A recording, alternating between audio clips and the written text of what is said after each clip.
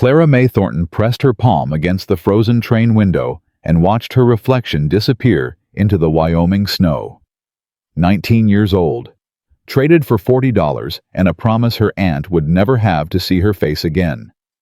The telegram in her pocket read, "Widower, 5 children. Needs woman immediately." Not a wife. Not a mother. Just woman. Like she was livestock. What waited for her at the end of this journey would shatter every expectation and rebuild her from the ashes of everything she thought she knew about love. Stay with me until the very end and drop a comment with your city so I can see how far Clara's story has traveled across the world. Now let's begin. The train lurched to a stop and Clara's heart lurched with it. Rollins Station, end of the line. She didn't move. Couldn't move. Her fingers had gone numb hours ago, but that wasn't why she stayed frozen in her seat. Through the frost-covered window, she could see a man standing on the platform. Tall, broad, waiting for her. "Miss..." The conductor touched her shoulder. "You need to get off now." "I know." Clara's voice came out barely above a whisper. "I know." She gathered her single carpet bag, everything she owned in this world, and forced her legs to carry her toward the door. Each step felt like walking toward her own hanging. The cold hit her like a fist when she stepped onto the platform. Wyoming winter wasn't like Missouri winter. This cold had teeth. It bit through her thin coat and settled into her bones like it meant to stay forever. The man approached. Up close, he was even larger than she'd thought. Dark hair streaked with gray at the temples. A face that looked like it had been carved from the same stone as the mountains behind him. Eyes so dark, they seemed to swallow the light. "Clara Thornton." "Yes, sir." He looked her up and down once. Quick. Clinical. The way her aunt's new husband used to assess horses at auction. "You're younger than I expected." "I'm 19, sir." Like the telegram said. Telegram said, "Capable woman. You look like a strong wind would carry you off." Clara felt heat rise to her cheeks, despite the cold. "I'm stronger than I look." "You'd better be." He reached for her bag. "Name's Silas Callahan. You'll call me Mr. Callahan." "Yes, sir, Mr. Callahan." He turned and started walking without checking if she followed. Clara had no choice but to hurry after him, her boots slipping on the icy platform. A wagon waited at the end of the street. 2 horses stamped and snorted their breath, making clouds in the frigid air. Silas tossed her bag into the back and gestured toward the seat. "Can you climb up yourself?" "Yes, sir." She could. She did. The wooden seat burned cold through her skirt, but she didn't complain. Complaining never helped. She'd learned that lesson long ago. Silas climbed up beside her and took the reins. For a long moment he just sat there staring ahead at the white-covered road that stretched toward the mountains. "I need to make something clear," he said finally. "You're here to cook, clean, and mind the children. Nothing more. You'll have your own room. I won't bother you, and you won't bother me. Understood?" "Understood." "The children..." He stopped. His jaw tightened. "They've been through hell. Their mama died 14 months ago. They don't need complications. They don't need someone who's going to leave when things get hard. I ain't got anywhere else to go, Mr. Callahan." Something flickered in his dark eyes. Recognition, maybe. Or just surprise that she'd spoken so plainly. "Good," he said. "Then we understand each other." He clicked his tongue, and the horses started moving. They rode in silence for nearly an hour. The snow fell harder now, thick flakes that stuck to Clara's eyelashes and melted on her cheeks like tears she refused to cry. "How'd you end up in this situation?" Silas asked suddenly. "Girl your age being sent off to a stranger." Clara kept her eyes on the white road ahead. "My folks died when I was 12. Fever took 'em both in the same week.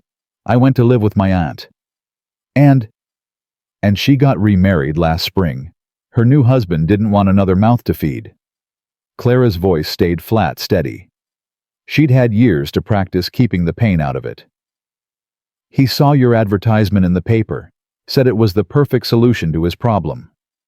His problem, Silas repeated. That's what you were, a problem. That's what I've always been, Mr. Callahan. Just a problem looking for somewhere to land. Silas was quiet for a long time after that. So, the ranch appeared through the snow like a ghost. Dark shapes materializing from the white. A house, a barn. Several smaller buildings Clara couldn't identify in the dim light. This is it, Silas said unnecessarily. Before the wagon had fully stopped, the front door of the house burst open. A small figure came running through the snow. A boy, maybe 4 years old, his coat hanging open, his feet bare. Papa, you're back. Samuel James Callahan. Silas was off the wagon in an instant, scooping the child up and holding him against his chest. Where are your shoes? Where's your coat buttoned? You trying to freeze to death? I wanted to see you, Papa. The boy buried his face in his father's neck. I missed you. Something cracked in Clara's chest. The way this hard, stone-faced man softened when he held his son. The desperation in the child's voice. The 14 months of grief that hung over this place like a second winter. Who's that? The boy had spotted Clara still sitting on the wagon seat. His eyes went wide. Papa, who's that lady? This is Miss Clara. She's going to be staying with us, helping around the house. Is she our new mama? The question hung in the air like ice crystals. No, Silas said firmly. She's not your mama. She's just here to help. Now let's get inside before you catch your death. Clara climbed down from the wagon, her legs stiff and aching. She followed Silas toward the house, the little boy peering at her over his father's shoulder with curious eyes. The door opened again before they reached it. A girl, this time older, maybe 11, with dark hair and her father's sharp features. Papa, I told him to stay inside. Her voice was defensive, worried. He wouldn't listen. I know, Eliza, it's all right. The girl's eyes found Clara and immediately hardened. Who's she? Mind your manners. This is Miss Clara. She's going to be helping us. We don't need help. Eliza? We don't. The girl's chin lifted. We've been managing fine. Inside, Silas said. His voice left no room for argument. The warmth of the house hit Clara like a wave. She stood just inside the door, dripping snow onto the wooden floor, and tried to take in her new reality. The main room was large but cluttered.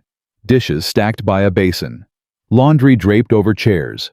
Toys scattered across the floor. A fire burned low in the hearth, barely giving enough heat. And there were children everywhere. Besides Eliza and little Samuel, Clara counted 3 more. A boy about 9 sitting at the table with a book.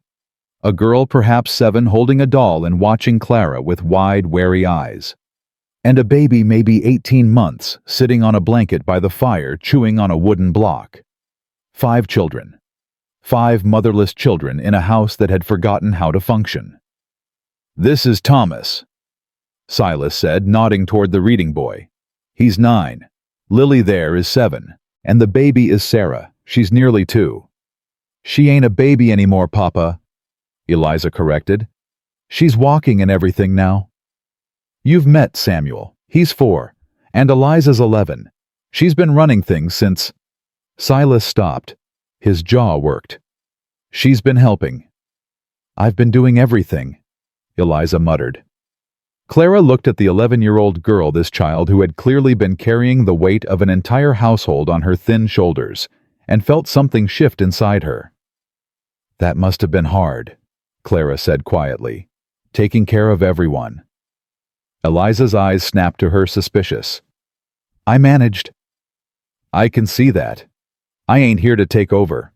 I'm just here to help you.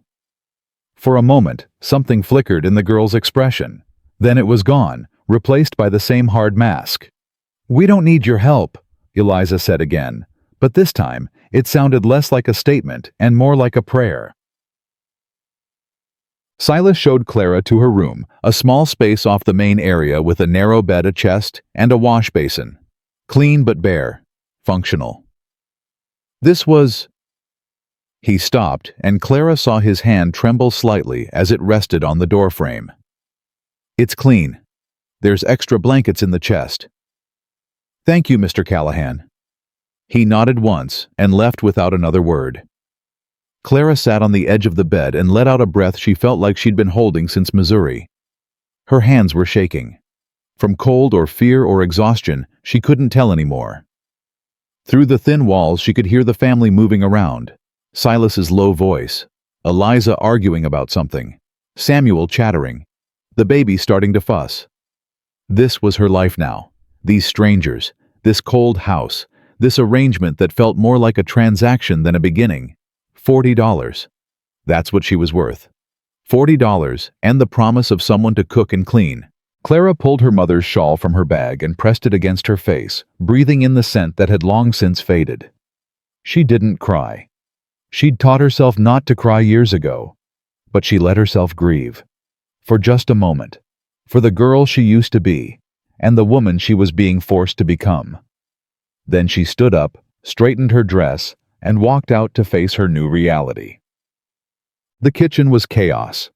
Eliza was trying to cook something on the stove, but whatever was in the pot had burned and was smoking. Thomas had abandoned his book to attempt to calm the crying baby. Samuel was underfoot everywhere, asking questions nobody had time to answer. And Lily, the 7-year-old with the doll, had retreated to a corner, watching everything with eyes that seemed far too old for her face. I can't do everything. Eliza's voice cracked with frustration. Thomas, can't you make Sarah stop crying? I'm trying. Try harder. Eliza, I'm hungry. Samuel whined. When's supper? When I finish cooking it, if everyone would just... Can I help? Everyone went still. Clara stood in the doorway, her hands clasped in front of her. I know my way around a kitchen, she continued. If you want, I can take over supper. You could rest a spell. Eliza's grip tightened on the wooden spoon. Her face flushed with something, pride maybe, or shame at being caught struggling. I said we don't need Eliza. Clara's voice was gentle but firm. You've been carrying this family for 14 months. That's more than any grown woman should have to do, let alone a girl your age. I ain't trying to take your place. I'm just offering to carry some of the weight. The spoon trembled in Eliza's hand. Mama used to say... The girl's voice cracked. She stopped, swallowed hard. Mama used to say I was her best helper. I bet you were. I bet you still are. But even the best helpers need help sometimes. For a long moment, Eliza just stood there. Then slowly she held out the spoon. Clara took it. Their fingers touched briefly, Eliza's red and raw from cold and work. Clara's still numb from the journey. The stew's burned, Eliza said quietly. That's all right. We'll start fresh. Clara worked in the kitchen while the children watched. She moved with quiet efficiency, scraping out the burned pot, finding ingredients in the sparse pantry, starting over from nothing. You know how to cook, Thomas observed. He'd put down his book and was watching her with something like cautious interest. My mama taught me before she passed. Said a woman who can feed people will never be truly alone. Our mama was the best cook, Samuel announced. She made the best biscuits in the whole territory. That's what Papa says. I'm sure she did, sweetheart. Are you going to make biscuits? Not tonight, but maybe tomorrow if your papa's got flour enough. He does. Eliza had settled at the table, and though her posture was still stiff, some of the fight had gone out of her eyes. Mama always kept plenty of flour. I've been trying to keep it stocked like she did. That's good thinking. Your mama raised a smart girl. Eliza looked away quickly, but not before Clara saw the shine of tears she was fighting back. The back door opened, and Silas entered, stomping snow from his boots. He stopped when he saw Clara at the stove, his expression unreadable. Eliza showed me where everything is, Clara said before he could ask. Supper should be ready in about half an hour. Silas looked at Eliza, who shrugged one shoulder. She asked if she could help, Eliza said. I let her. Something passed between father and daughter, a silent communication Clara couldn't read. Then Silas nodded and went to hang up his coat. Thomas, did you finish your reading? Yes, sir. Eliza, did you do Lily's lesson? Yes, sir. She's getting better at her letters. Good. Silas moved to the fire and added another log. The baby Sarah had stopped crying and was now reaching up toward him with chubby arms. He picked her up and settled her against his hip with the ease of long practice. Clara watched this man who had bought her services like one might buy a plow horse, who spoke to her in clipped sentences and looked at her like she was a problem to be managed. And she watched how he softened with his children, how his rough hands became gentle when they touched their small heads, how his hard voice dropped to something almost tender when he said their names. He was broken. That much was clear. Broken by grief and exhaustion and the impossible task of raising 5 children alone. But he was trying. Lord, was he trying. Supper was quiet, but not uncomfortable. The children ate with the single-minded focus of people who were genuinely hungry. Clara noticed how Eliza made sure everyone had food before taking any for herself, how Thomas cut Samuel's meat into small pieces without being asked, how Lily fed bits of bread to the baby while keeping one hand on her doll. They had learned to take care of each other because they had to, because there was no one else. This is good, Silas said suddenly. He didn't look at Clara when he said it, just kept his eyes on his plate. Different from how... He stopped. Tried again. It's good. Thank you, Mr. Callahan. You put time in it. Yes, sir. Found some dried in the pantry. Margaret used... He stopped again. His hand tightened on his fork. My wife used time. The silence that followed was thick with grief. I can use different spices, Clara offered quietly. If it's too... No. Silas's voice was rough. Don't change it. It's good to remember. After supper, Clara cleaned while Silas put the younger children to bed. She could hear him in the back rooms, his deep voice soft as he settled each child. A story for Samuel, a lullaby for Sarah, quiet words for Lily that Clara couldn't make out. Thomas and Eliza stayed up doing something with a slate and chalk at the table. Lessons, Clara realized. Their mother had started it, and their father was keeping it going. You can read, Thomas said suddenly. He was watching her with those sharp, assessing eyes that reminded her so much of his father. I can. Most women out here can't. Not really. My mama thought it was important. She taught me herself. Our mama thought it was important too. Thomas paused. She was teaching Eliza to read from real books, not just primers. They were working through Pilgrim's Progress when she... He stopped. Eliza's pencil went still on her slate. That's a hard book, Clara said carefully. Your mama must have been real proud of how smart you all are. She was. Eliza's voice was barely a whisper. She told us every day. The words hung in the air, heavy with everything that had been lost. Clara dried her hands and moved toward the table. I could help. With the lessons, I mean. If you wanted. I know I ain't your mama, and I ain't trying to be. But I can read, and I know my numbers, and... We don't need... Eliza. Thomas's voice was quiet but firm. Maybe let her finish. Eliza pressed her lips together, but didn't argue. I just mean, Clara continued, you've been doing everything for 14 months. Teaching the little ones, cooking, cleaning, caring for the baby. That's too much for one person. Even the strongest person I know couldn't do all that alone forever. Who's the strongest person you know? Samuel's voice came from the doorway. He was supposed to be in bed, but he stood there in his nightshirt, clutching a worn stuffed horse. Samuel, Papa told you to go to sleep, Eliza said. I ain't tired. Who's the strongest person you know, Miss Clara? Clara knelt down so she was at eye level with the boy. My mama. She raised me all on her own after my daddy died, and she never complained once. She worked from sunup to sundown, and she still found time to teach me to read and cook and sew. She used to say that strong people aren't the ones who never fall down. They're the ones who keep getting back up. Samuel considered this with the seriousness of a 4-year-old contemplating great philosophy.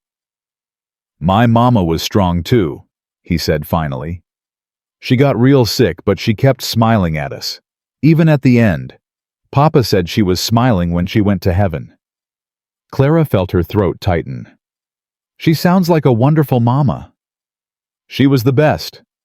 Samuel hugged his stuffed horse tighter. Are you going to stay, Miss Clara? The other lady didn't stay. Clara's eyes shot to Eliza, who had gone pale. What other lady?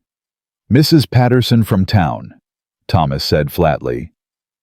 She came for 3 weeks after Mama died.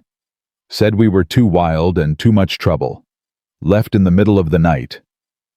We ain't wild, Samuel protested. We're good. Ain't we good? You're very good, Clara said firmly. Any fool can see that. Then why did she leave? The question cut straight through Clara's chest. This little boy asking why someone had abandoned him. Just like Clara had asked herself 1,000 times over the years. Sometimes, Clara said slowly, people leave because they're not strong enough to stay. It ain't about whether you're good or bad. It's about whether they have the strength to love you through the hard times. Are you strong enough? Clara looked at this small, earnest face. At the older children watching her with guarded hope they were trying to hide.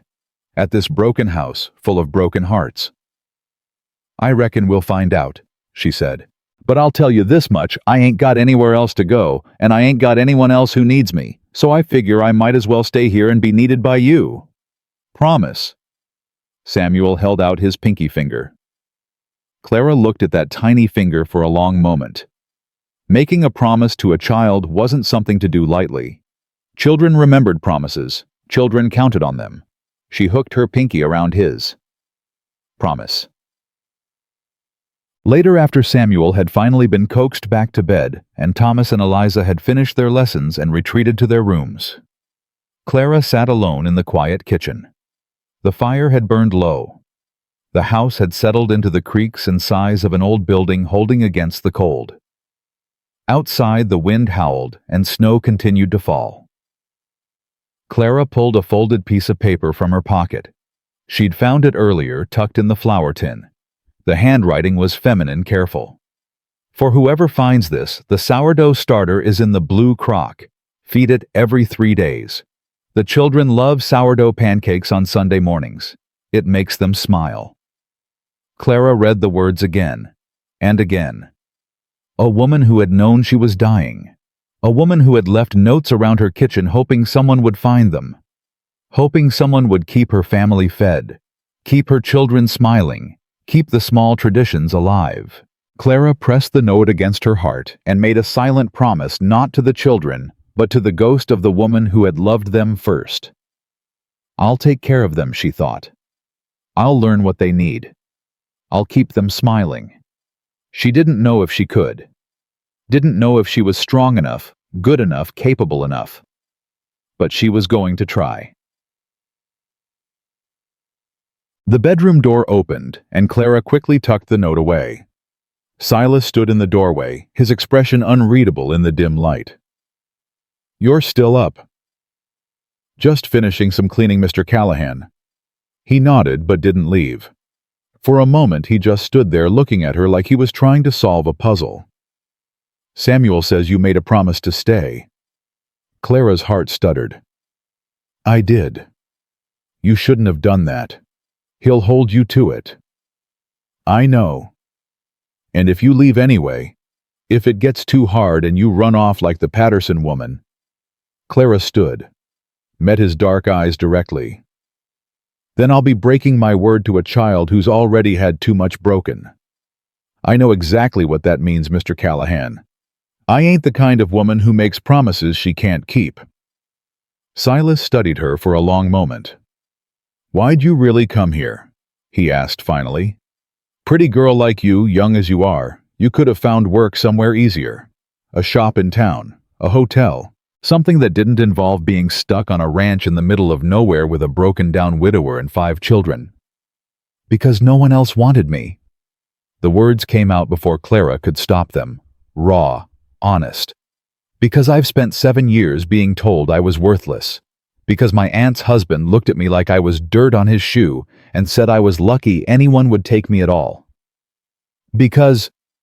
She stopped. Drew a breath. Because when I read that telegram, I thought maybe I could be useful here. Maybe I could matter to someone.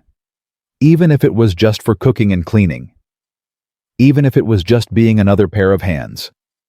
It would be more than I was before. More than nothing.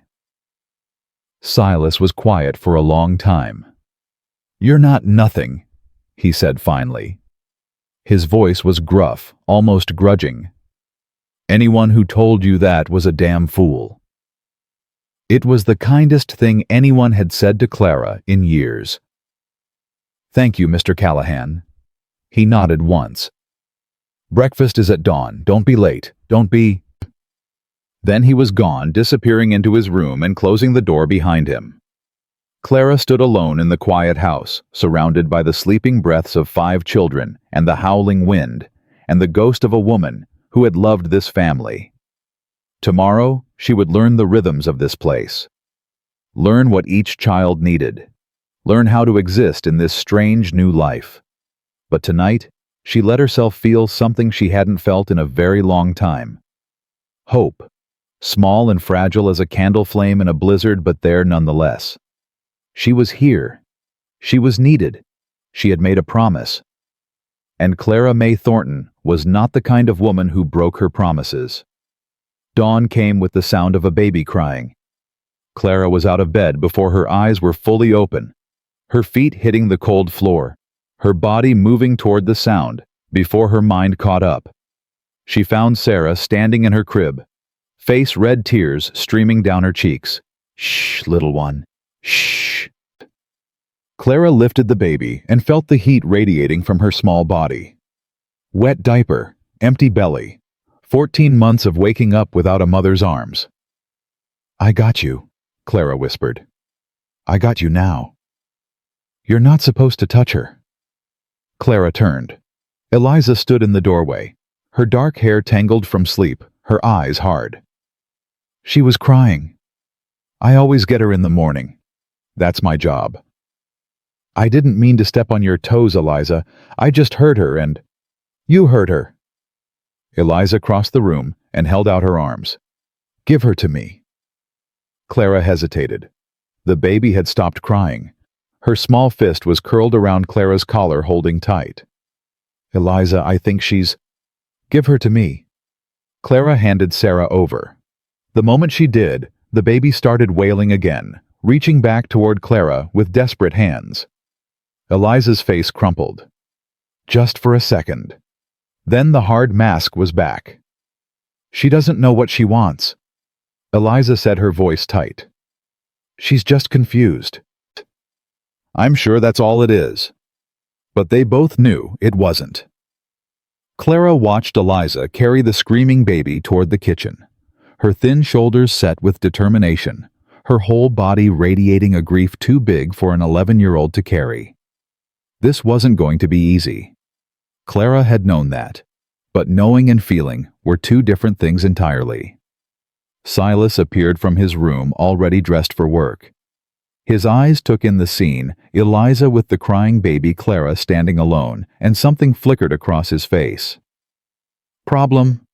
"No, sir. Just getting started on the day." He nodded once and headed for the back door.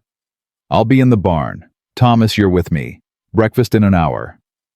Thomas emerged from the boys' room, pulling on his coat. He glanced at Clara as he passed, and she thought she saw something like sympathy in his eyes. "Eliza don't mean to be hard," he said quietly. "She's just scared." "Scared of what?" "That you'll take Mama's place, that we'll forget." Then he was gone, following his father into the cold. Clara stood in the quiet house and listened to Sarah's cries slowly fade as Eliza settled her with practiced hands, scared that they'd forget. As if anyone could forget a mother who'd loved them so completely that she'd left notes hidden around the house, hoping someone would find them and keep her children fed. Miss Clara.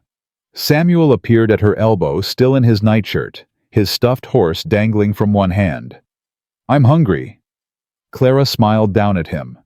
Then let's see about fixing that. She found the blue crock exactly where the note had said it would be. The sourdough starter inside was alive and well. Someone, probably Eliza, had been faithfully feeding it for 14 months. What's that? Samuel asked, peering into the crock. This is how we're going to make pancakes. Mama's pancakes. Clara's hand stilled. Would you like that, Mama's pancakes?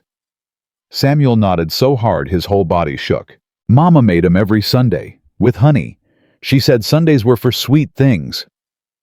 Then that's what we'll do. Today's not Sunday, but I reckon we could use something sweet anyway. She worked quickly, her hands remembering the motions her own mother had taught her years ago. Mix the starter with flour and milk. Add a touch of sugar. Let it rest while the pan heats. Lily appeared in the kitchen doorway, her doll clutched against her chest.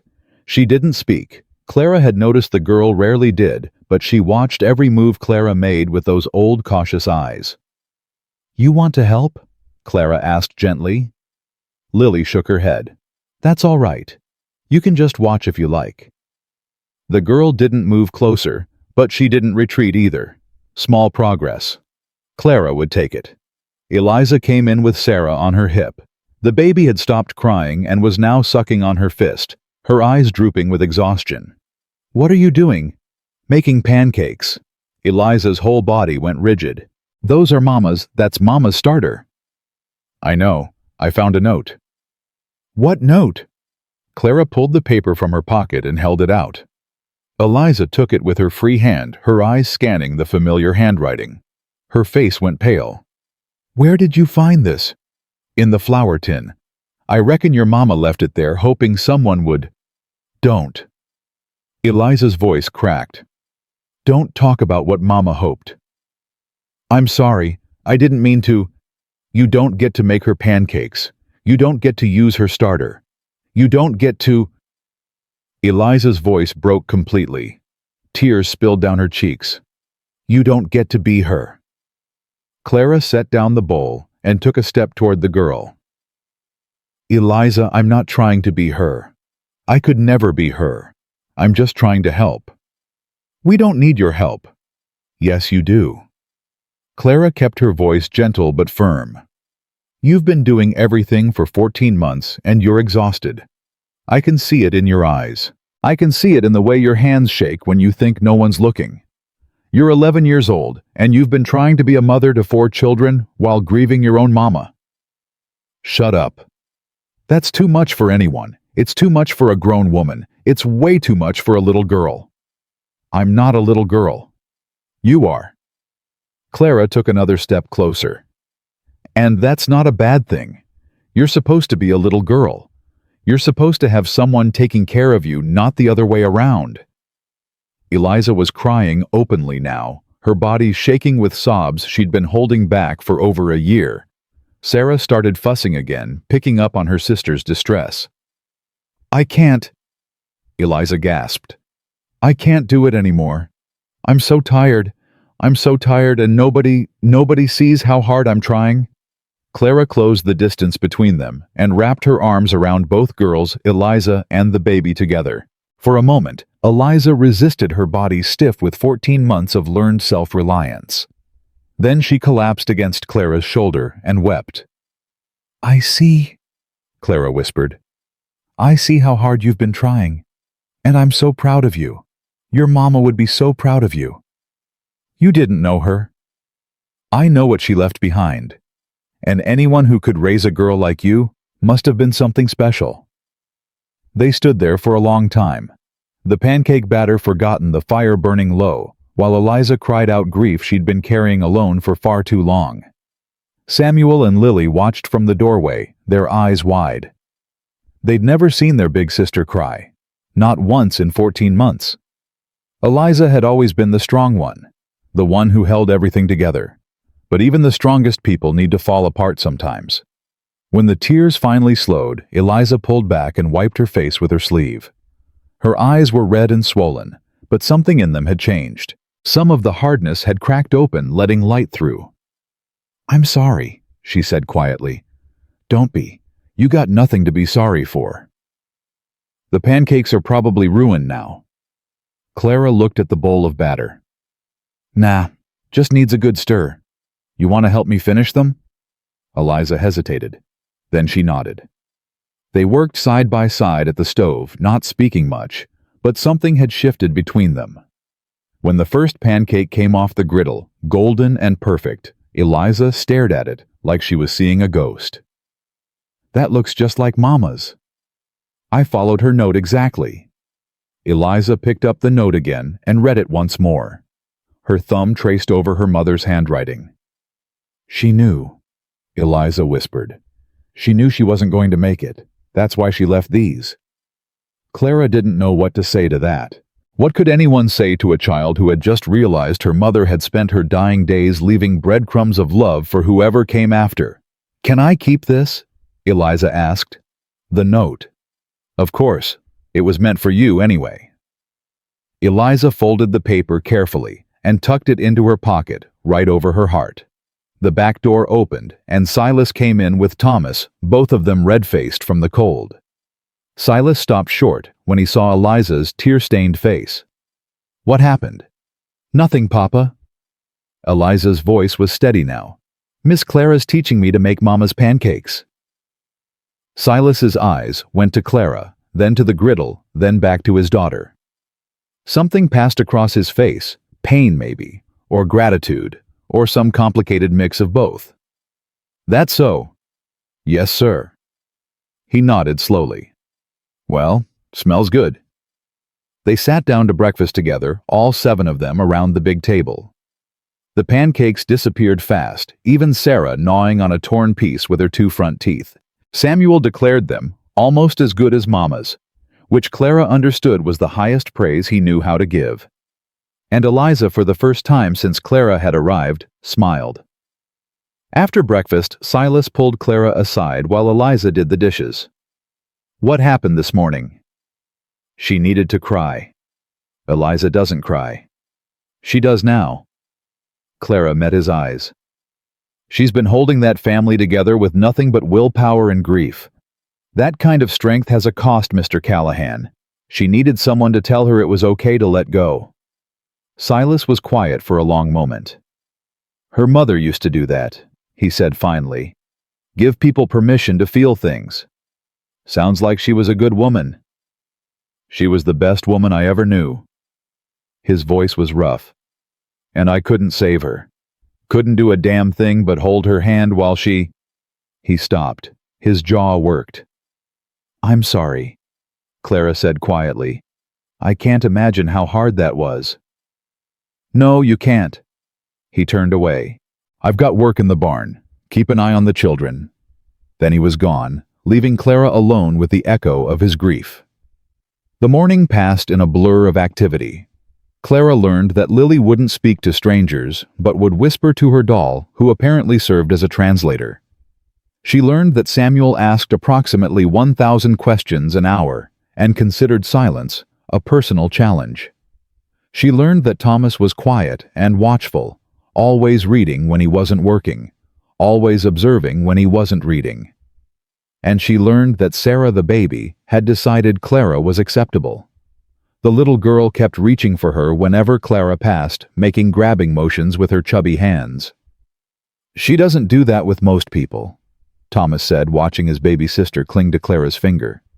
"She's been scared of strangers ever since Mama died." "Maybe she knows I'm not planning to leave." The Patterson woman wasn't planning to leave either. Not at first. Clara looked at the serious-faced 9-year-old. "What happened with Mrs. Patterson, really?" Thomas was quiet for a moment. "She tried too hard. Kept telling us she was going to be our new mother. Kept trying to make us call her Mama. She rearranged all of Mama's things and threw away some of her clothes, and—" He stopped, swallowed. "She didn't understand that we weren't looking for a replacement. We just needed help." And that's when Eliza drove her out. Eliza put a live frog in her bed and a snake in her sewing basket and convinced Samuel to tell her there were ghosts in the house. A ghost of a smile crossed Thomas's face. She lasted 3 weeks. Clara filed that information away. I appreciate the warning. You're different, though. Thomas studied her with those sharp eyes. You're not trying to be Mama. You're just being you. Is that okay? I reckon we'll see. That afternoon, while Eliza did lessons with Lily and Samuel, napped with Sarah, Clara found herself alone in the kitchen. She'd been searching for a specific pot. Eliza had mentioned one with a broken handle that was perfect for soup when she found another note. This one was tucked behind a loose board in the cupboard. The paper was older than the first, the edges yellowed. If you're reading this, Margaret's trick worked. The loose board hides the best hiding spots. Thomas is afraid of the dark but won't admit it. Leave a candle burning in the hallway at night. He'll never thank you for it, but he'll sleep better. Clara read the note twice. Then she carefully replaced it and went to find a candle. That night she lit it and left it in the hallway just as the note had instructed. She didn't say anything to Thomas, didn't draw attention to it. But when she passed his door later, she heard him whisper to Samuel, "Look, the new lady left a light on. That's nice, ain't it?" Small kindnesses, hidden notes, the ghost of a mother reaching through death to keep caring for her children. Clara was beginning to understand why Silas Callahan looked so broken. It wasn't just grief. It was the weight of trying to be everything his wife had been, knowing he could never fill the space she'd left behind. 2 weeks passed. Then 3. Clara found more notes tucked in the linen closet, hidden in the sewing basket, folded inside a cookbook. Each one contained some small piece of wisdom about the children, the house, the routines that kept this family functioning. Lily talks to her doll because she's afraid no one else will listen. Always stop and listen when she makes the doll speak. Samuel needs to burn off energy or he can't sleep. Send him running to the barn and back 3 times before bed. Eliza pretends she doesn't need comfort, but she does. Sit with her after the others are asleep. She'll talk when she's ready. Clara followed each instruction, and slowly, day by day, the children began to open up. Lily started whispering directly to Clara instead of through her doll. Samuel started asking Clara for stories at bedtime instead of demanding his father. Thomas let her help with his reading, even pointing out when she mispronounced a word. And Eliza, fierce, protective Eliza, started teaching Clara the routines of the house, where things were kept, how the children liked their eggs, which horse was gentle enough for the little ones to pet. "Mama called her Buttercup," Eliza said one afternoon, stroking the old mare's nose. "She's been here since before I was born. Papa says she's too old to ride now, but he can't bear to sell her." Some things are worth keeping even when they're not useful anymore. Eliza looked at her sharply. "Is that what you think we are? Something worth keeping? I think you're worth a whole lot more than keeping Eliza Callahan. I think you're worth loving." Eliza's eyes filled with tears. She turned away quickly, hiding her face against Buttercup's neck. "Mama used to say that," she whispered. "That exact thing." Clara didn't respond, just stood there in the quiet barn, letting the girl feel whatever she needed to feel. But something had shifted again. Another crack in the wall, another inch closer to trust. That night, Silas found Clara in the kitchen going through the notes she'd collected. He stood in the doorway watching her for a long moment before speaking. "You found them?" "Yes, sir. All of them." "I don't know. I keep finding more." He walked to the table and picked up one of the notes. His hand trembled as he read his wife's handwriting. "She spent her last weeks writing these," he said quietly. "I'd find her at the table at all hours, scribbling, crying, refusing to stop even when I begged her to rest. She said," his voice cracked, "she said she needed to leave something behind, something useful, since she couldn't leave herself. They've been helping, more than you know. I couldn't look at them after she died, couldn't bear to see her writing, and know I'd never see her write again." He set the note down carefully. "But you've been following them, haven't you?" Yes, sir. Is that why Thomas is sleeping better? Why Lily's talking more? Why Eliza doesn't look like she's about to shatter into a million pieces? It's not just the notes. It's the children themselves. They're strong, Mr. Callahan. Their mama raised them right. Silas was quiet for a long time. Then he did something Clara never expected. He sat down at the table across from her and put his head in his hands. I've been failing them, he said, his voice muffled. For 14 months I've been so lost in my own grief that I couldn't see how much they were struggling. I kept thinking if I just worked hard enough, provided enough, they'd be all right. But they needed more than I knew how to give. You haven't failed them. You're still here. You're still trying. Trying ain't enough. Not when your children need you and you can't. He stopped, drew a ragged breath. Margaret was the heart of this family. Without her, we're just pieces that don't fit together anymore. Clara reached across the table and placed her hand over his. The gesture surprised them both. Silas looked up, his dark eyes wet with tears he was fighting back. Then maybe it's time to build something new, Clara said gently. Not replace what you had, but create something different. Something that honors her memory while making room for the future. I don't know how to do that. Neither do I. But maybe we can figure it out together. They sat there in the quiet kitchen, hand over hand, while the fire burned low and the children slept, and the ghost of Margaret Callahan seemed to hover over them both, blessing this strange new beginning. She would have liked you, Silas said finally. Margaret, she would have liked your kindness, your honesty, the way you don't try to be anything you're not. I hope so. I hope I'm doing right by her memory. You are. He pulled his hand back slowly. You are Miss Clara.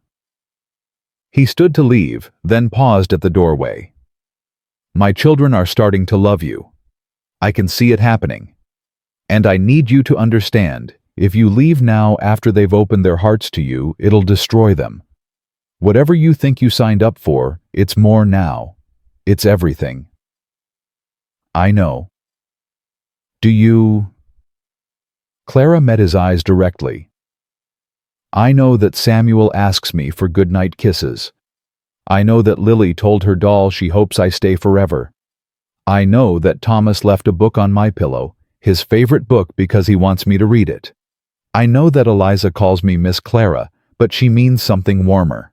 And I know that Sarah reaches for me every time I walk by, like she knows I'm hers now.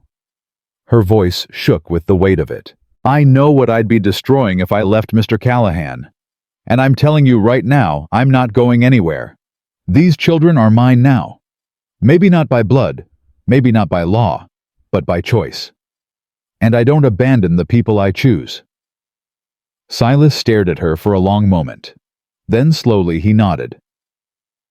Good, he said roughly. That's good. He disappeared into his room, and Clara was left alone with her collected notes and her overwhelming certainty that she was exactly where she was supposed to be. The next morning brought disaster.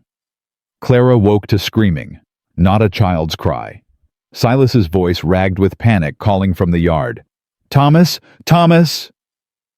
She was out the door before she finished pulling on her coat. The cold hit her like a wall, but she barely felt it. All she could see was Silas standing at the fence line, staring out at the white expanse of snow-covered land. What happened? He went to check the north fence. I told him to stay close. I told him... Silas's voice broke. The storm came up fast. He should have been back an hour ago. Clara looked at the sky. Dark clouds, wind picking up, snow starting to fall. I'm going with you. You'll slow me down. I know this land better than you think. Eliza showed me the paths. I know where the north fence is, and I know where a boy might shelter if he got caught in weather. Silas hesitated only a moment. Get a horse.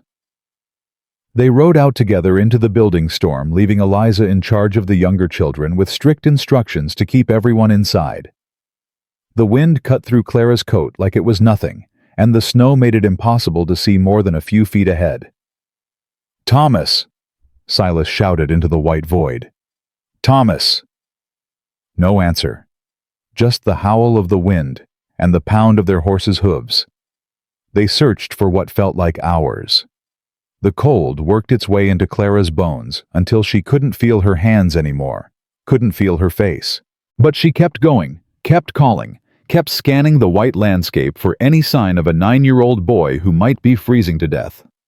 "There," Clara pointed toward a dark shape in the distance. "Is that—" Silas was already spurring his horse forward.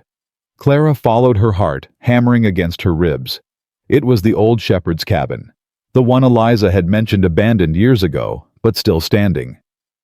Silas burst through the door to find Thomas huddled in the corner, shivering so hard his teeth rattled. His lips were blue. His eyes were glassy. "Papa." The word came out as barely a whisper. "I'm here, son. I'm here." Silas gathered the boy in his arms, and Clara saw tears streaming down his weathered face. "I got you. I got you now." "I tried to come back," Thomas gasped. "But I couldn't see, couldn't find the way. I thought I was going to—" "Shh, don't think about that. You're safe now. You're safe." Clara was already stripping off her coat, wrapping it around the boy, using her body heat to warm him. "We need to get him home. Fast. He's hypothermic." They rode back through the storm with Thomas bundled between them, sharing their warmth, praying they weren't too late. When they burst through the door of the ranch house, Eliza took one look at her brother and burst into tears. "Is he—" "He's alive," Clara said. "Get blankets, hot water bottles, everything warm you can find." What followed was the longest night of Clara's life. She sat beside Thomas's bed for hours, warming him slowly, watching his color return, listening to his breathing stabilize. Silas stayed too unable to leave his hand gripping his son's, even as exhaustion dragged at his features. Near midnight, Thomas's eyes fluttered open. "Miss Clara." "I'm here, sweetheart. You came for me. You came out in the storm." "Of course I did. The Patterson woman wouldn't have done that." His voice was weak but certain. "She was scared of the cold, scared of everything." "Well, I ain't Mrs. Patterson." "No." Thomas's hand found hers and squeezed weakly. "You're ours." Clara felt tears burn her eyes. "Yeah," she whispered. "I reckon I am." Across the bed, Silas watched this exchange with an expression Clara couldn't read. But when Thomas fell back asleep, he reached across and covered Clara's hand with his own. "Thank you," he said, "for saving my son." "I didn't do it alone." "No, you didn't." His grip tightened. "We make a good team, Miss Clara." "Clara. Just Clara." Something shifted in his dark eyes. "Clara." Her name on his lips sounded different than it had before. Warmer, more intimate. Like something had changed between them out there in the storm, some barrier broken down by shared fear and shared purpose. Clara didn't pull her hand away. Neither did Silas. And in the quiet room, with a sleeping child between them, and 4 more dreaming safely down the hall, something new and fragile began to grow. Thomas recovered slowly. 3 days in bed fighting a cough that rattled in his chest, but alive. Breathing. Safe. Clara barely left his side. She read to him from the book he'd left on her pillow, a worn copy of Robinson Crusoe, with his name scrawled inside the cover in a child's handwriting. She fed him broth and made him drink water, even when he complained. She told him stories about her mother, about Missouri, about a girl who'd once been as lost as he'd been in that blizzard. "You really came for me," Thomas said on the 3rd morning, his voice still hoarse but stronger. "I keep thinking about it. How you rode out into that storm like it was nothing. It wasn't nothing. I was terrified. But you came anyway." "Of course I did." Thomas was quiet for a moment. His fingers plucked at the blanket covering him. "Mrs. Patterson said she cared about us too, said all the right words, but she would have stayed by the fire and let Papa go alone." I ain't Mrs. Patterson. No. Thomas looked up at her with those sharp eyes so like his father's. You're better. You're real. Clara felt her throat tighten. I don't know about better. I'm just me. That's what I mean. Thomas reached out and took her hand. You're just you. You don't pretend. You don't try to be mama or act like everything's fine when it ain't. You just show up and do what needs doing. That's all any of us can do, sweetheart. I know. He squeezed her fingers. That's why I want you to stay. Forever, I mean. Not just until Papa finds someone better. There ain't anyone better coming, Thomas. I'm not going anywhere. Promise? I already promised Samuel. You think I'd break my word to your little brother? A ghost of a smile crossed Thomas's pale face. He'd never let you hear the end of it. Exactly. So I reckon I'm stuck with you all. Good. Thomas closed his eyes. That's good. He slept then, and Clara sat watching him breathe, marveling at how quickly these children had become her whole world. The door opened quietly, and Silas stepped in. He'd been checking on Thomas every hour, unable to stay away for long, the fear of almost losing his son still fresh in his eyes. How is he? Better. The fever's down. He ate some breakfast. Silas nodded relief, washing over his weathered features. Good. That's good.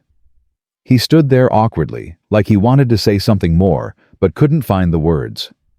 Clara had noticed this about him, how grief had stolen his vocabulary for soft things, leaving him with only the language of work and duty.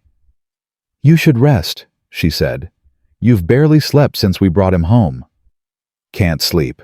Every time I close my eyes, I see him out there in that storm. See what could have happened if we hadn't found him in time. But we did find him. He's safe now. This time. Silas's voice was rough. What about next time? What about the time I'm not fast enough, not smart enough, not... He stopped, his hands clenched into fists at his sides. You can't protect them from everything, Clara said gently. No parent can. Margaret would have known what to do. She always knew. She had this way of seeing trouble before it came, heading it off before it could hurt them. I don't have that. I'm just... His voice broke. I'm just a man who's good with cattle and terrible with everything else. Clara stood and crossed the room to him. Without thinking, she placed her hand on his arm. You're a man who loves his children more than his own life. That's not terrible. That's everything. Silas looked down at her hand, then up at her face. Something passed between them, recognition maybe, or understanding. The same thing that had sparked when they'd held hands over Thomas's bed. Clara, Papa. Samuel's voice came shrieking from the main room. Papa, come quick, Lily won't wake up. Clara's blood turned to ice. They ran. Lily was on the floor near the fireplace, her small body limp, her face flushed with fever. Eliza was kneeling beside her, shaking her sister's shoulders, crying. I don't know what happened. She was playing and then she just fell down and she won't wake up. Silas scooped his daughter into his arms. Her head lolled against his chest, and Clara could see even from here that the child was burning with fever. How long has she been sick? Clara demanded. She wasn't sick, Eliza sobbed. She was fine this morning. She ate breakfast and did her lessons and... Children can hide illness. Clara was already moving, grabbing cloths, filling a basin with cool water. Especially quiet ones, especially ones who don't want to be a burden. Like Lily. Sweet silent Lily, who spoke through her doll because she was afraid no one would listen to her own voice, who watched everything with those old cautious eyes, who had probably been feeling poorly for days but hadn't said a word because she didn't want to cause trouble. Lay her on the bed, Clara instructed. We need to cool her down. Eliza, get more water from the well. Samuel, fetch clean cloths from the cupboard. Move. The children scattered to obey. Silas laid Lily on the bed in Clara's room, the closest, his hands shaking so badly he could barely manage it. Not again, he whispered. Please, God, not again. Clara pressed a cool cloth to Lily's forehead. The child moaned, but didn't open her eyes. Her skin was hot to the touch, her breathing shallow and fast. "This ain't like Margaret," Clara said firmly. "This is fever, not consumption. We can fight fever." "You don't know that. You don't know." "I know that standing there panicking won't help your daughter. I need you present, Silas. I need you here with me. Can you do that?" Her sharp words cut through his spiral. He blinked focused, and some of the wild fear in his eyes receded. "What do you need?" "Willow bark tea. Your wife's notes mentioned it's in the cellar third shelf. Go." He went. Clara worked with desperate efficiency, cooling Lily's burning skin, talking to her in low, steady tones, even though the child couldn't hear her. "You're going to be all right, sweet girl. I know you're scared, but you're not alone. You're never alone. I'm right here, and I'm not going anywhere." Lily's eyes fluttered. For just a moment, they opened glassy with fever, but aware. "Mama!" Clara's heart cracked. "No, sweetheart. It's Clara. Want Mama." Tears leaked from Lily's eyes. "Please, want Mama. I know you do. I know." Clara smoothed the damp hair back from the child's face. "But I'm here. I've got you. And I'm going to take care of you, okay? Just like your mama would have." Promise. That word again. These children and their promises, their desperate need for someone to commit to them and mean it. "I promise, Lily. I promise." Lily's eyes closed again, but her small hand found Clara's and held on tight. Silas returned with the willow bark and a pot of water. Together they brewed the tea and worked it into Lily's mouth, drop by drop, just as Clara had done with Becky in the old story her grandmother used to tell. The next few hours blurred together. Clara never left Lily's side, not even to eat or rest. She changed the cooling cloths when they grew warm. She administered more tea. She talked and sang and prayed, though she wasn't sure who she was praying to. Eliza brought food that Clara didn't touch. Thomas, still weak himself, dragged a chair into the room and refused to leave. Samuel sat on the floor with his stuffed horse, unnaturally quiet, watching his sister with terrified eyes. And baby Sarah, sensing the fear in the house, cried and cried until Eliza finally got her to sleep. Silas paced like a caged animal, unable to sit still, unable to do anything useful. Every few minutes he would stop by the bed and touch Lily's forehead, as if checking that she was still there, still alive. "She's not getting better," he said around midnight, his voice raw. "The fever's not breaking." "It takes time." Margaret's fever didn't break either. It just kept climbing until— "Stop." Clara's voice was sharp. "Stop comparing this to Margaret. Lily is not her mother. This is not the same." "How do you know?" "Because I won't let it be." Clara looked up at him with fierce determination. "Your wife left notes all over this house because she knew someone would come after her. Someone who would need to know how to take care of her children. I found those notes. I read every single one. And I'm not going to let her down by losing one of her babies." Silas stared at her, stared at. "You really believe that—" "I have to, and so do you." He sank into the chair beside the bed, all the fight draining out of him. "I can't lose another one, Clara. I can't survive it." "You won't have to. You don't know. I know that I'm going to sit here all night and all day tomorrow, and however long it takes until this child opens her eyes and asks for breakfast. I know that I'm not giving up.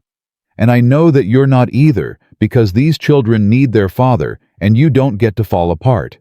Not yet. Not until she's better." Silas looked at her for a long moment. Then slowly he reached out and took her hand. "Where did you come from?" he whispered. "How did someone like you end up here with us?" "I was sold for $40 to a stranger who needed help." "No." Silas shook his head. "That's how you got here. That's not where you came from. You came from somewhere good, Clara. Somewhere that made you strong and kind and brave. Wherever that was, whatever happened to you, it made you into exactly what we needed." Clara felt tears burning behind her eyes. I'm just a girl from Missouri who lost her folks young. That's all. That's not all. That's not even close to all. His grip tightened on her hand. You're the woman who saved my son from a blizzard. You're the woman who made my daughter smile for the first time in over a year. You're the woman who found my wife's notes and followed them and kept her memory alive while helping us move forward. His voice dropped to something almost too quiet to hear. You're the woman who's making me feel things I thought I'd never feel again. Clara's breath caught. Silas? I know. I know it's too soon. I know you didn't come here for this, didn't sign up for a broken man who can't even look at his own children without feeling like a failure. But I need you to know. He stopped, drew a ragged breath. I need you to know that you matter, not just to them, to me. Before Clara could respond, Lily stirred. Mama, Clara. They both froze. Lily's eyes were open, still glassy, still fevered but aware, and she was looking directly at Clara. Mama. Clara, I'm scared. Clara leaned down and pressed a kiss to the child's burning forehead. I know, sweetheart, but you're going to be okay. I've got you. Don't leave. I won't.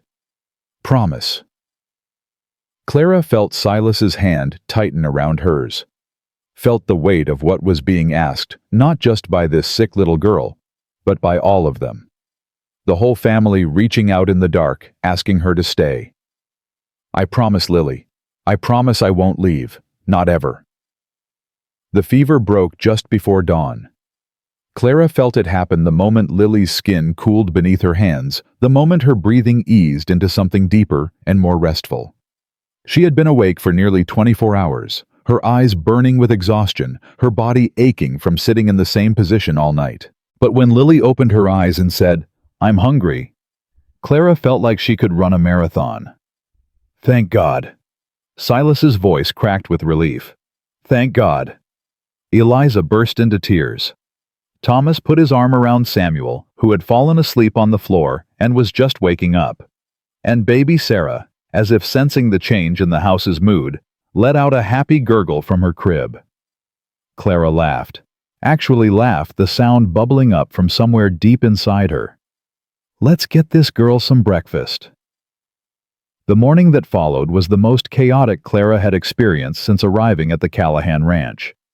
Everyone was talking at once, crying and laughing, touching Lily as if to make sure she was real.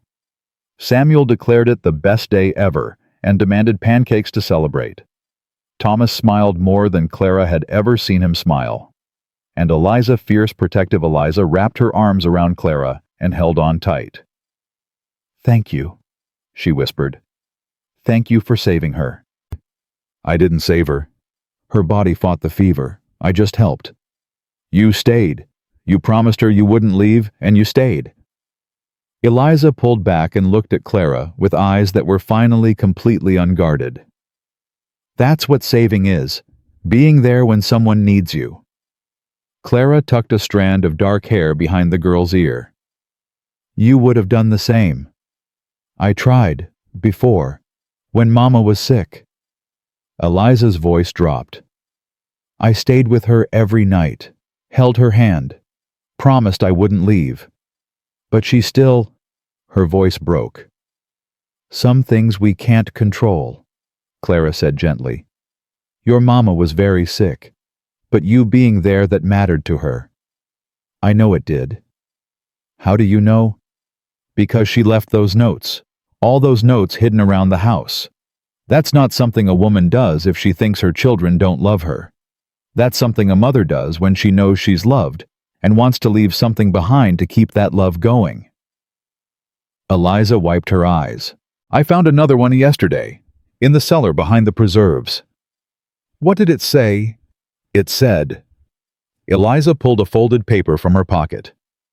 It said, whoever is reading this, please tell my children I love them every day, even when they're grown, even when they don't need it. Tell them anyway. Clara took the note and read it. The handwriting was shakier than the others. Margaret had been weaker when she wrote this one, probably near the end. Then that's what we'll do, Clara said. "We'll tell them every day." The rest of the week passed in a blur of recovery and routine.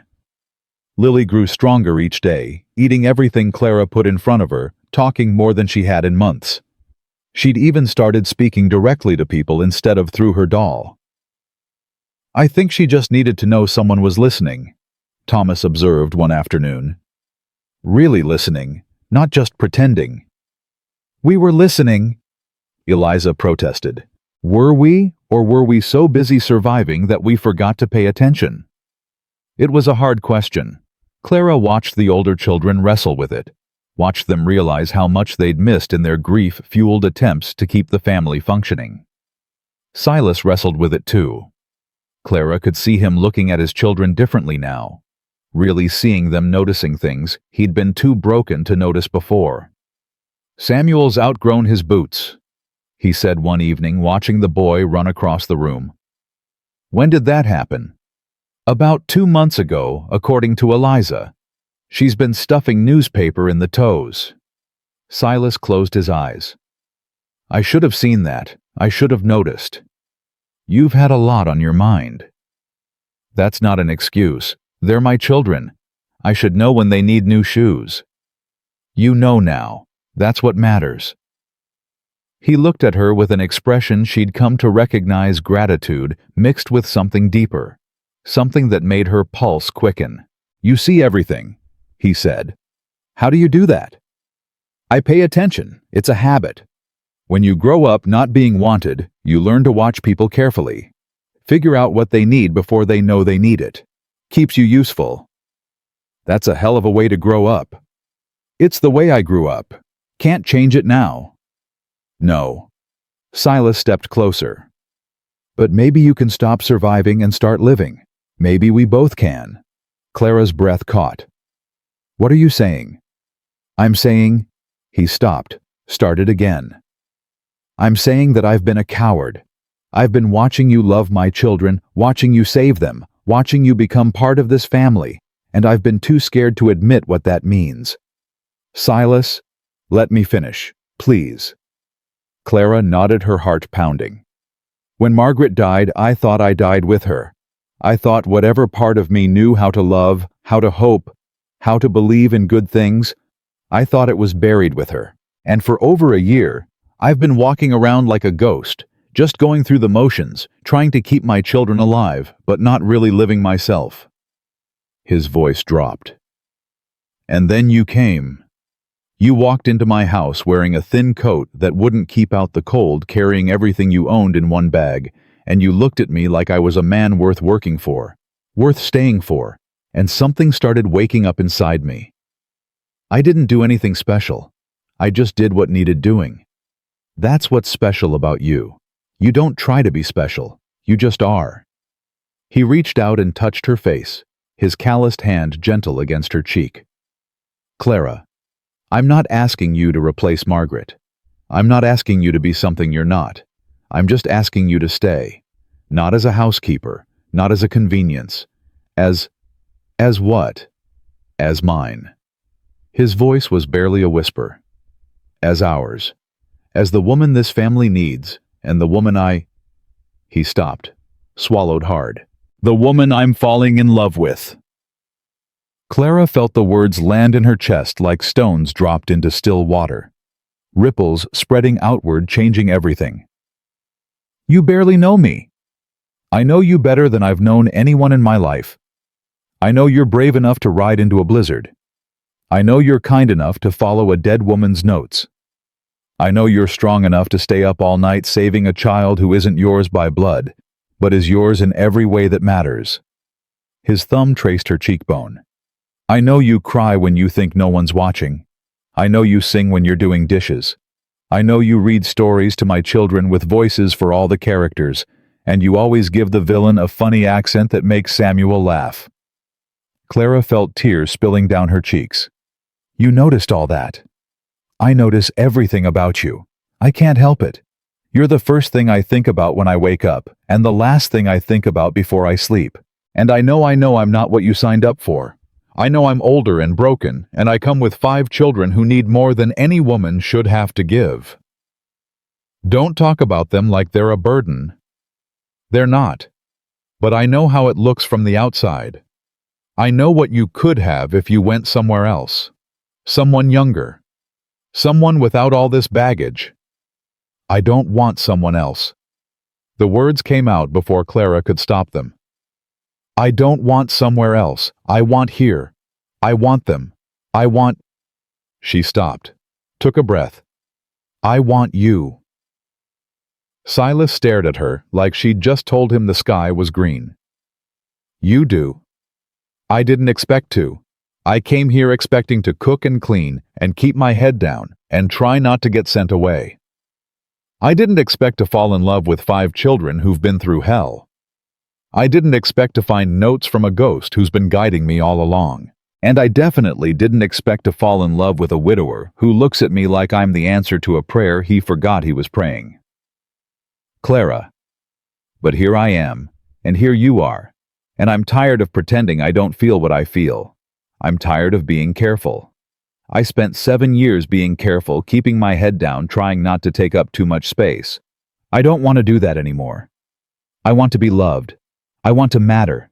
I want to belong somewhere. Her voice broke. I want to belong to you. Silas didn't say anything.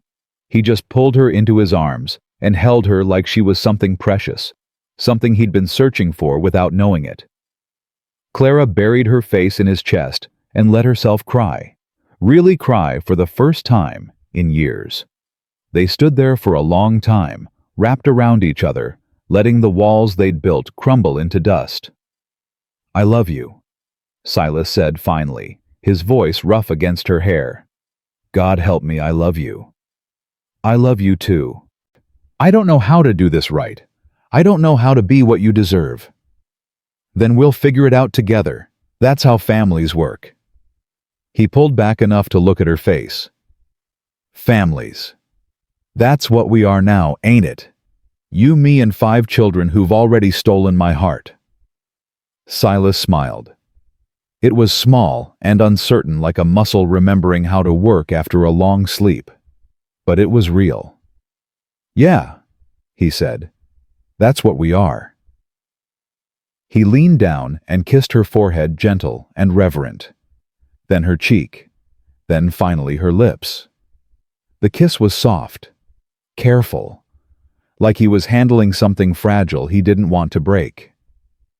Clara melted into it, letting herself feel things she'd never expected to feel. When they pulled apart, she was smiling through her tears. The children are going to be impossible about this, you know. Samuel's going to tell everyone in town that his papa kissed Miss Clara. Silas laughed a real laugh, rusty from disuse, but beautiful. Let him. I don't care anymore. I'm tired of hiding. I'm tired of pretending I'm not happy when I'm happy. Are you happy? For the first time in 14 months, his voice caught. Yeah, I am. From the doorway came a small voice. Does this mean Miss Clara's staying forever? They turned to find all 5 children watching them. Samuel and Lily in front, practically vibrating with excitement. Thomas and Eliza behind them, trying to look mature, but failing to hide their smiles. And baby Sarah in Eliza's arms, reaching toward Clara with grabby hands. How long have you been standing there? Silas demanded. Long enough, Thomas said. So? Samuel bounced on his toes. Is she staying forever and ever? Clara looked at Silas. He looked back at her, and in that moment she knew. Yeah, sweetheart, she said. I'm staying forever and ever. The children erupted. Samuel launched himself at Clara's legs. Lily followed. Even Thomas abandoned his dignity and joined the pile, wrapping his arms around Clara's waist. Eliza stayed back just long enough to hand Sarah to her father before she too threw herself into the embrace. Clara stood in the middle of it all, surrounded by children who were no longer strangers, held in the gaze of a man who loved her and felt something she hadn't felt in years. She felt whole. This is the best day ever, Samuel declared for the second time that week. Better than pancakes. Better than pancakes. Clara pretended to be shocked. That's serious. It's because you're our mama now, Lily said quietly. Our mama Clara. Clara's heart stopped. She looked at Silas uncertain. This was dangerous territory. Margaret's memory, the children's grief, the complicated tangle of loving someone new without betraying someone gone. But Silas just smiled and nodded. If that's what you want to call her, he said to his children. I think Mama Clara sounds just right. The children cheered. Clara cried. And somewhere maybe a ghost named Margaret smiled at the family she'd left behind, grateful that love had found them again. The news spread through town like wildfire. Silas Callahan, the widower who'd barely spoken to anyone in 14 months, had been seen holding hands with the young woman he'd brought in from Missouri. The woman everyone had assumed was just hired help, the woman who was now being called Mama Clara by his children. Clara didn't care what people said. Let them talk. Let them whisper behind their hands and shake their heads. She had Silas. She had the children. She had a home. But trouble has a way of finding people when they least expect it. It arrived on a Tuesday morning, 3 weeks after Silas had kissed her in the kitchen. Clara was hanging laundry when she heard a wagon approaching. She shielded her eyes against the weak winter sun and felt her blood turn to ice. She knew that wagon. Knew the woman driving it. Aunt Margaret. Margaret Bowen pulled the horses to a stop and climbed down slowly. She looked older than Clara remembered, thinner, grayer, with lines around her mouth that hadn't been there 6 months ago. Clara May. Her aunt's voice was flat. You look well. What are you doing here? I came to take you home. Clara's hands tightened on the wet shirt she was holding. This is my home now? Don't be foolish. This arrangement was never meant to be permanent. I've come to collect you and bring you back to Missouri, where you belong. I don't belong in Missouri. I belong here. With strangers. With a man who bought you like cattle. Margaret's lip curled. I raised you better than this, Clara. You didn't raise me at all. You tolerated me for 7 years and then sold me to the highest bidder. The words hung in the cold air between them. That's not... Margaret stopped, tried again. Things were complicated. Harold insisted.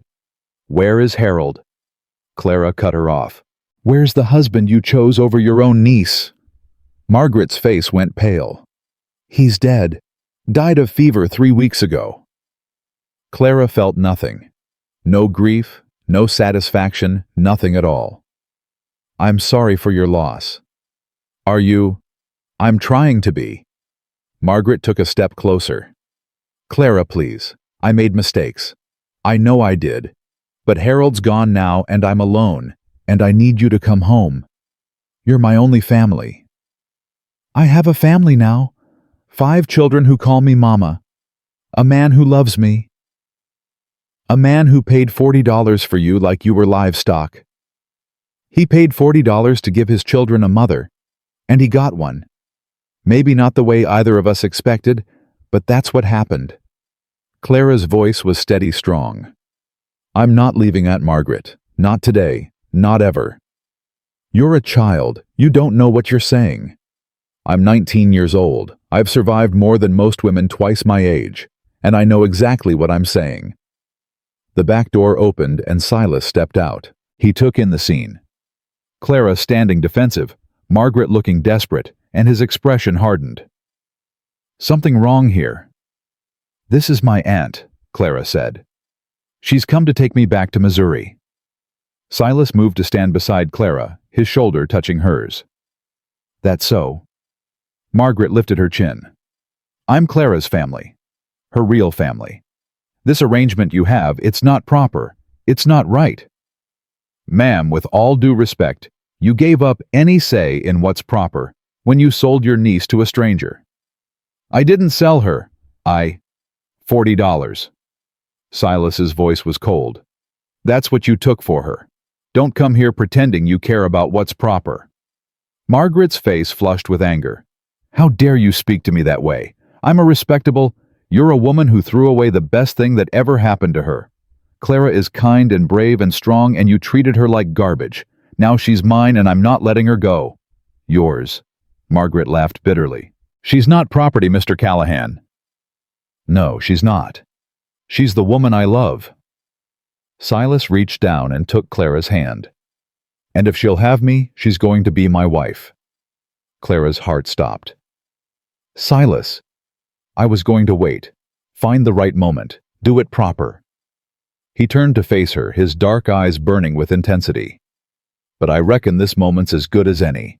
Clara May Thornton, will you marry me? The world went silent. Clara could hear her own heartbeat, loud as thunder in her ears. You don't have to answer now, Silas added quickly. I know it's sudden. I know we haven't known each other long. But I know what I want, and I want you. For real. Forever. Clara looked at this man who had started as a stranger and become her whole world. This man who'd ridden into a blizzard to find his son, who'd sat vigil over his sick daughter, who'd slowly let her see past his stone exterior to the broken, beautiful heart underneath. Yes, she said. Yes, I'll marry you. Margaret made a sound like she'd been slapped. Silas's face transformed relief and joy and love all mixed together in an expression Clara would remember for the rest of her life. You will. I will. I love you. I love your children. I love this crazy, broken, beautiful family, and I'm not going anywhere. Silas pulled her into his arms and kissed her right there in front of her aunt and God and everyone. It wasn't gentle this time. It was fierce and possessive and full of promise. When they broke apart, Margaret was staring at them with an expression Clara couldn't read. You're making a mistake, she said quietly. No, Clara replied. Sending me here was the best thing you ever did for me, even if you didn't mean it that way. Margaret opened her mouth closed. It opened it again. Then without another word, she turned and walked back to her wagon. Aunt Margaret. The older woman paused, but didn't turn around. I forgive you, Clara said. Not because you deserve it, but because I don't want to carry that anger anymore. I hope you find peace. Margaret's shoulders shook. She climbed into the wagon and drove away without looking back. Clara watched her go and felt something release in her chest. The last chain to her old life broken. The last wound from her past finally beginning to heal. You okay? Silas asked quietly. Yeah. Clara leaned against him. I'm better than okay. The children had been watching from the window. The moment Clara and Silas came inside, they were mobbed. Did you really say yes? Samuel was bouncing so hard he nearly knocked Clara over. Are you really gonna be our mama forever? I really said yes. And Papa really asked you for real. For real. Eliza hung back, watching with cautious eyes. Does this mean we're going to be a real family? Legal and everything? Legal and everything, Silas confirmed. If that's what you all want. Of course it's what we want. Samuel threw his arms around Clara's legs. We've wanted it forever, since the first day. Maybe not the first day, Thomas said dryly. Remember we put a frog in Mrs. Patterson's bed? That was different. Miss Clara's not Mrs. Patterson. Miss Clara's ours. She won't be Miss Clara anymore, Lily said softly. She'll be Mrs. Callahan, like Mama was. The room went quiet. Clara knelt down to Lily's level. Is that okay with you? Me having the same name as your mama? Lily thought about it, her small face serious. Then she nodded. Mama would want Papa to be happy. She told me so. She did? Before she went to heaven, she said Papa was going to be sad for a while, but someday someone would come and make him smile again. She said when that happened, I should be happy too, because that's what families do. Clara felt tears burning behind her eyes. Your mama was very wise. She was the best mama in the whole world. Lily reached out and touched Clara's face. But you're pretty good too. Clara laughed through her tears and pulled the little girl into a hug. I'm going to try to be good enough to deserve you. All of you. The wedding was set for spring.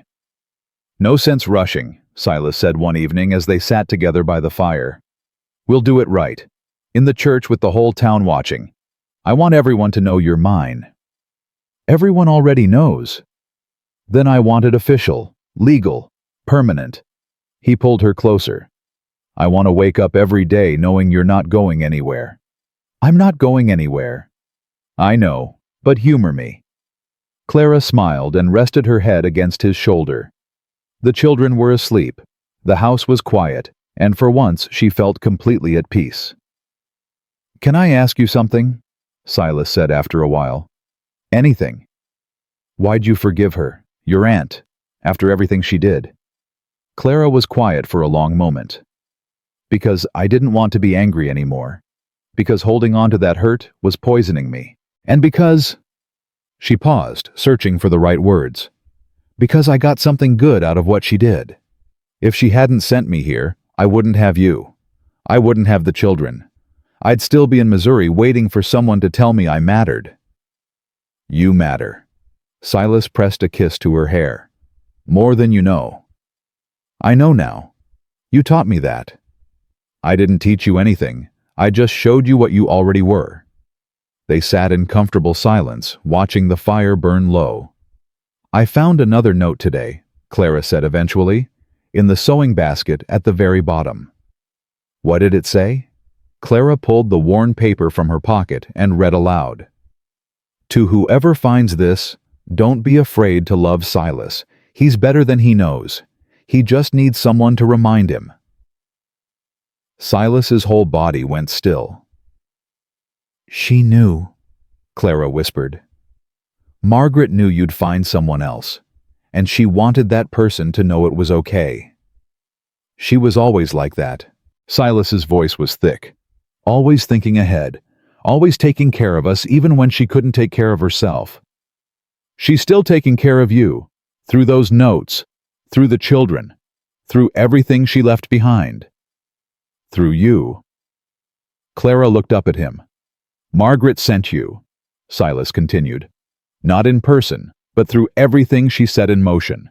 Every note she left, every lesson she taught the children, every piece of wisdom she scattered around this house, it all led to you. You're her final gift to us.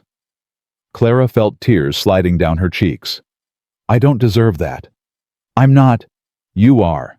You're exactly what she would have chosen. Kind, strong, patient, brave. Silas cupped her face in his hands. She would have loved you, Clara. I know that in my bones. I wish I could have met her. You have met her. Every note you find, every story the children tell, every tradition we keep alive that's Margaret. She's never really gone as long as we remember her. Clara nodded, unable to speak. They held each other until the fire died to embers, and then Silas walked her to her room like a gentleman kissing her goodnight at the door, because proper was still proper even between two people who were already a family in every way that mattered. But the peace didn't last. 3 days later, the telegram came. Silas opened it at breakfast, his face going pale as he read. Clara watched his expression change from confusion to horror. What is it? There's been an outbreak. Scarlet fever, in town. Everyone at the table froze. The Henderson family lost 2 children yesterday. Silas continued, his voice hollow.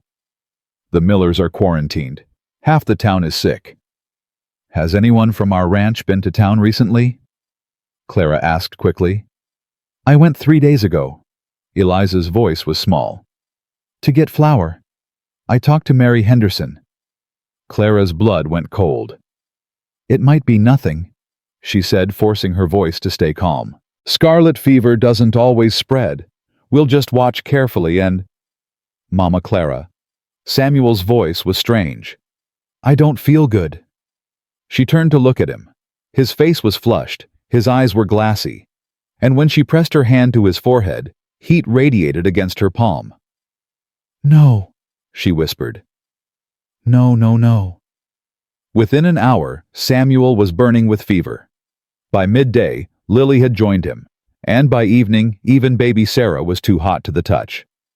This can't be happening. Silas paced the main room like a caged animal. 3 of them at once. We can't. We can and we will. Clara was already organizing, her voice steady, even as her heart raced with fear. Eliza, you and Thomas haven't shown symptoms yet. I need you to stay in the barn. Sleep there. Don't come near the house until I say so. But Mama Clara, do as I say. If you get sick too, there won't be anyone left to help. I need you healthy. Understand? Eliza's face was white with fear, but she nodded. Yes, ma'am. Thomas, take care of your sister. Make sure she eats. Make sure she rests. I'm counting on you. I won't let you down. Clara hugged them both quickly, then sent them out into the cold. What about me? Silas asked. What do you need me to do? Help me set up beds in the main room. All 3 of them together where I can watch them at once. Then, I need you to ride for the doctor. The doctor's probably overwhelmed. Try anyway. And if he can't come, get medicine. Willow bark honey, anything that might help with fever. Can you do that? I can do that. He moved to obey, then stopped and turned back to her. Clara, if something happens, if I don't get back in time, nothing's going to happen. I'm going to keep them alive until you return. I promise. You can't promise that. Watch me. Silas crossed the room in 2 strides and kissed her hard and desperate. I love you, he said against her lips. Don't you dare let anything happen to yourself either. I'll be here when you get back. Now go. He went. What followed were the worst 3 days of Clara's life. The children burned with fever, their small bodies fighting an enemy Clara couldn't see. She worked without stopping, cooling them with wet cloths, getting water and medicine into them, drop by drop, singing and talking and praying through the endless hours. Samuel was the worst. His fever spiked so high that he started having delusions, calling for his mother, his real mother, crying out for Margaret to come save him. I want Mama, he sobbed. I want my real Mama. Clara felt the words cut into her heart like knives. But she didn't stop. Couldn't stop. I know, sweetheart. I know you miss her. But I'm here. I've got you. I'm not going anywhere. You're not Mama. No, I'm not. But I love you just as much as she did, and I'm going to fight for you just as hard. Samuel's fever-bright eyes found hers. Promise? I promise. I will never stop fighting for you. Not ever. Lily was quieter, her small body limp with exhaustion. She didn't cry, didn't complain, just lay there watching Clara with those old wise eyes. Am I gonna die? She asked on the second night. Clara's breath caught. No, sweetheart. You're not gonna die. Mary Henderson died. I heard Papa say so. You're stronger than Mary Henderson. You've already beat one fever. You can beat this one too. How do you know? Because I won't let you go, and I'm very stubborn. A ghost of a smile crossed Lily's pale face. Mama said you were stubborn, in one of her notes. She did. She said whoever came after her would need to be stubborn, because Callahans don't make anything easy. Clara laughed despite everything. She was right about that. Baby Sarah was the hardest to care for. Too young to understand what was happening, she cried and fussed and reached for comfort that Clara struggled to give while managing 2 other sick children. But Clara managed. Hour by hour, she managed. Eliza and Thomas appeared at the window regularly, their faces pressed against the glass, watching their siblings with terrified eyes. Clara waved at them, tried to smile, tried to show them everything was under control. She wasn't sure she believed it herself. Silas returned on the 3rd morning with medicine and the news that the doctor was overwhelmed, but had given him instructions. He looked like he hadn't slept in days, his face gaunt with worry. How are they? Fighting. Samuel's fever broke last night. Lily's starting to come down. Sarah's still high, but she's eating. Thank God. Silas sank into a chair, his whole body sagging with relief. Thank God. You should rest. Can't rest. Not yet. Not until they're all better. Then sit with them. Talk to them. Let them know their papa's here. Silas moved to his children's bedsides and took Samuel's small hand in his own. The boy's eyes fluttered open. Papa? I'm here, son. I'm right here. Mama Clara saved us. Samuel's voice was weak but clear. She stayed with us the whole time. Never left. Not even to sleep. Silas looked at Clara, and she saw tears in his eyes. I know, son. She's good at saving people. She's the best. Samuel smiled weakly. Better than anyone. Except maybe real Mama. But Mama Clara's almost as good. Almost as good, Silas repeated softly. Yeah, I reckon that's about right. The fevers broke one by one over the next 2 days. First Samuel, then Lily, then finally Sarah. The crisis passed like a storm, moving on, leaving exhaustion and gratitude in its wake. Eliza and Thomas were finally allowed back in the house. They ran to their siblings, crying and laughing, hugging everyone, including Clara, who had barely slept in a week. You did it, Eliza whispered, holding Clara tight. You saved them. All 3 of them. We all did it together. No, you did it. You stayed when anyone else would have run. You fought when anyone else would have given up. Eliza pulled back and looked at Clara, with eyes that held no more walls, no more guardedness. You're really our mama now, not because you married Papa or because it's official, but because you chose us. Over and over you keep choosing us. Clara felt tears streaming down her face. Of course I choose you. You're mine. You've been mine since the first day, even when none of us knew it yet.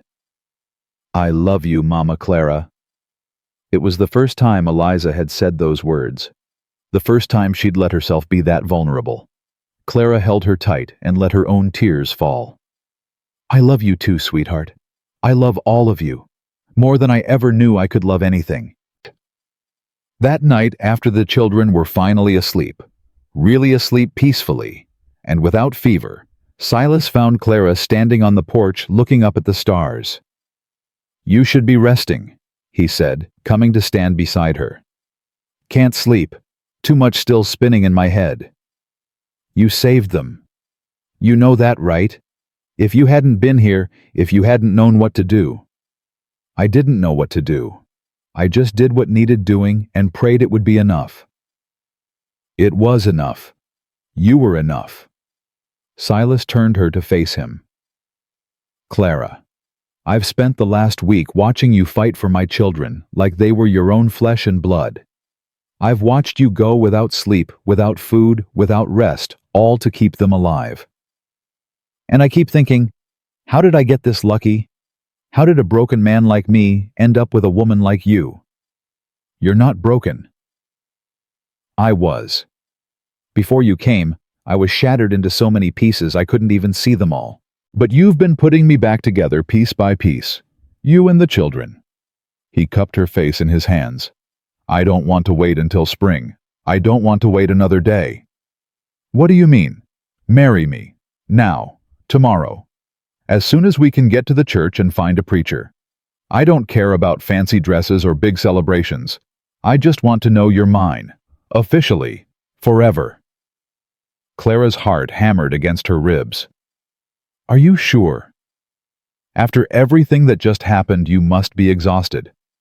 Maybe you should think about it. I've been thinking about it for weeks. I've been thinking about it since the first time you held Sarah and she stopped crying. Since you rode into that blizzard to find Thomas. Since you sat up all night with Lily and told her she wasn't going to die. His voice dropped. I've been thinking about it since I first saw you step off that train looking like a scared rabbit but holding your head high anyway. I knew then, even if I couldn't admit it, I knew you were going to change everything. I was terrified that day. So was I. Terrified that I was making a mistake. Terrified that you'd be like Mrs. Patterson and leave when things got hard. He smiled. I was wrong. You're not like anyone I've ever met, and I don't want to spend another day pretending this arrangement is anything less than what it really is. What is it really? Love, family, forever. He kissed her forehead. So what do you say? Will you marry me tomorrow? Clara thought about all the reasons to wait. The proper thing to do. What people would say. Then she thought about 5 children asleep in the house behind her alive because she had chosen to fight for them. A man standing in front of her offering her everything she'd ever wanted. A life she'd never dared to dream of finally within reach. Yes, she said. Tomorrow. I'll marry you tomorrow. Silas let out a breath like he'd been holding it his whole life. Thank God, he whispered. Thank God. He pulled her into his arms, and Clara let herself be held. Let herself believe that this was real, that this was happening, that she had finally found the place where she belonged. Tomorrow, she would be Clara Callahan. Tomorrow, she would be a wife officially in the eyes of God and the law. Tomorrow, she would stop being the girl who was sold for $40 and become the woman who was chosen. She couldn't wait. The morning of the wedding dawned cold and clear. Clara woke before sunrise, her heart pounding with a mix of joy and terror that left her breathless. Today, she would become Clara Callahan. Today, she would stop being the girl who was sold and become the woman who was chosen. Mama Clara. Lily's small voice came from the doorway. Are you awake? I'm awake, sweetheart. Come here. Lily padded across the room and climbed onto the bed, snuggling against Clara's side. She was still pale from her fever, but her eyes were bright and alert. Are you scared? A little, Clara admitted. Are you? No, I'm happy. Lily traced a finger along the quilt. Mama told me this would happen, before she went to heaven. Clara's breath caught. She did. She said Papa would be sad for a long time, but then someone would come and make him smile again. She said when that happened, I should be happy for him. Because that's what love does. It finds a way. Your mama was very smart. She was the smartest. Lily looked up at Clara with those old wise eyes. But you're smart too. Different smart. Brave smart. Brave smart. You came here even though you were scared. You stayed even when Eliza was mean to you. You saved Thomas in the blizzard, and me when I was sick, and Samuel and Sarah when the fever came. Lily's voice was solemn. That's brave smart. Knowing what to do even when you're afraid. Clara felt tears burning behind her eyes. I was just doing what needed to be done. That's what Mama always said too. Lily smiled. I think that's why Papa loves you. Because you're like her, but different. Like her in the important ways. Clara hugged the little girl tight and let her tears fall. The house came alive quickly after that. Samuel bounded out of bed demanding breakfast and asking approximately 47 times if he could wear his fancy shirt to the wedding. Thomas tried to maintain his usual serious demeanor, but Clara caught him smiling when he thought no one was looking. Even baby Sarah seemed to sense the excitement, babbling and reaching for everyone with her chubby hands. And Eliza, fierce protective Eliza, appeared in Clara's doorway holding a bundle of white fabric. I found this in Mama's trunk, she said quietly. It was her wedding dress. She was about your size. I thought maybe... She trailed off uncertain. Clara's hand flew to her mouth. Eliza, I couldn't. That's your Mama's. I know. That's why I want you to wear it. Eliza stepped closer, her dark eyes shining with unshed tears. Mama would want Papa to be happy. She would want him to have someone who loves him and loves us. And I think she'd want that person to wear her dress, to be part of the family in every way. Are you sure? I'm sure. Eliza held out the dress. Please, for Mama, and for us. Clara took the dress with trembling hands. The fabric was soft and well made, simple but beautiful.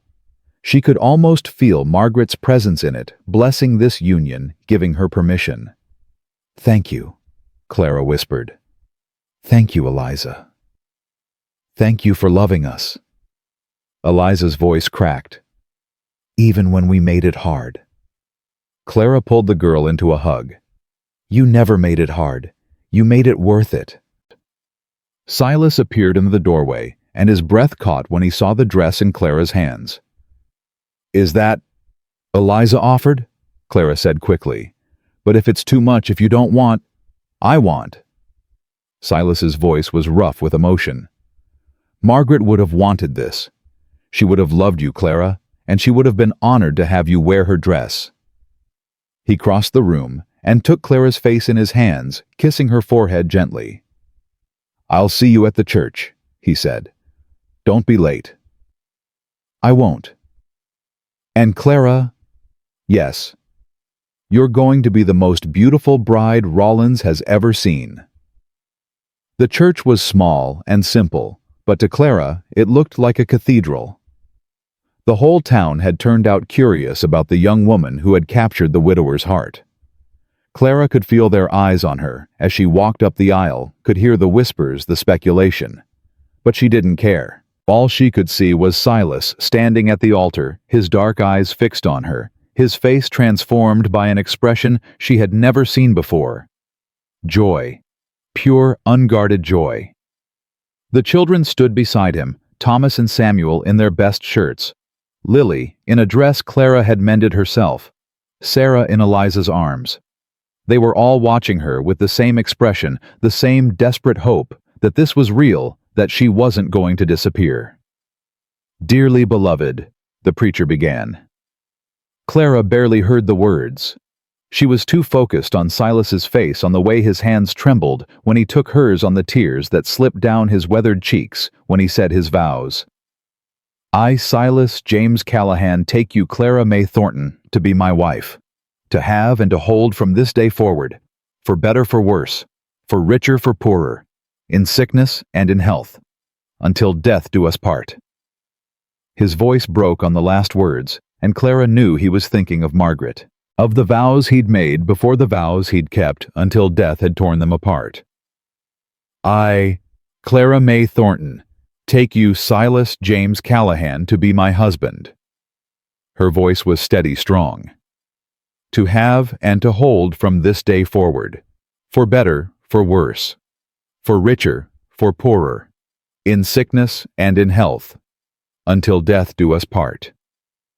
But she added something more, something that wasn't in the traditional vows. "And I take your children as my own, Thomas, Eliza, Lily, Samuel, and Sarah. I promise to love them, protect them, and care for them as if I had given birth to them myself. I promise to honor their mother's memory and to teach them about the woman who loved them first. I promise to be their Mama Clara today and every day until my last breath." A sob broke through the silence. Clara looked over to see Eliza crying openly, her arms tight around baby Sarah. "That ain't in the regular vows," the preacher said, clearly flustered. "It's in mine," Clara replied. Silas squeezed her hands so hard it almost hurt. "By the power vested in me, I now pronounce you husband and wife." The preacher nodded to Silas. "You may kiss your bride." Silas pulled Clara into his arms and kissed her with everything he had. The congregation cheered. The children whooped and hollered. And somewhere, maybe a ghost named Margaret smiled. The celebration after the wedding was simple but joyful. People Clara had never met came up to congratulate her, to shake her hand, to tell her how glad they were that Silas had finally found happiness again. "We were worried about him," Mrs. Henderson confided. "After Margaret died, he just shut down.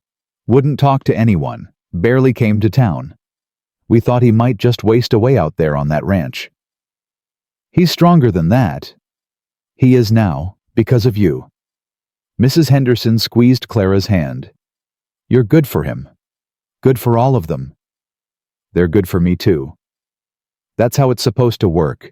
Love isn't just about what you give, it's about what you receive.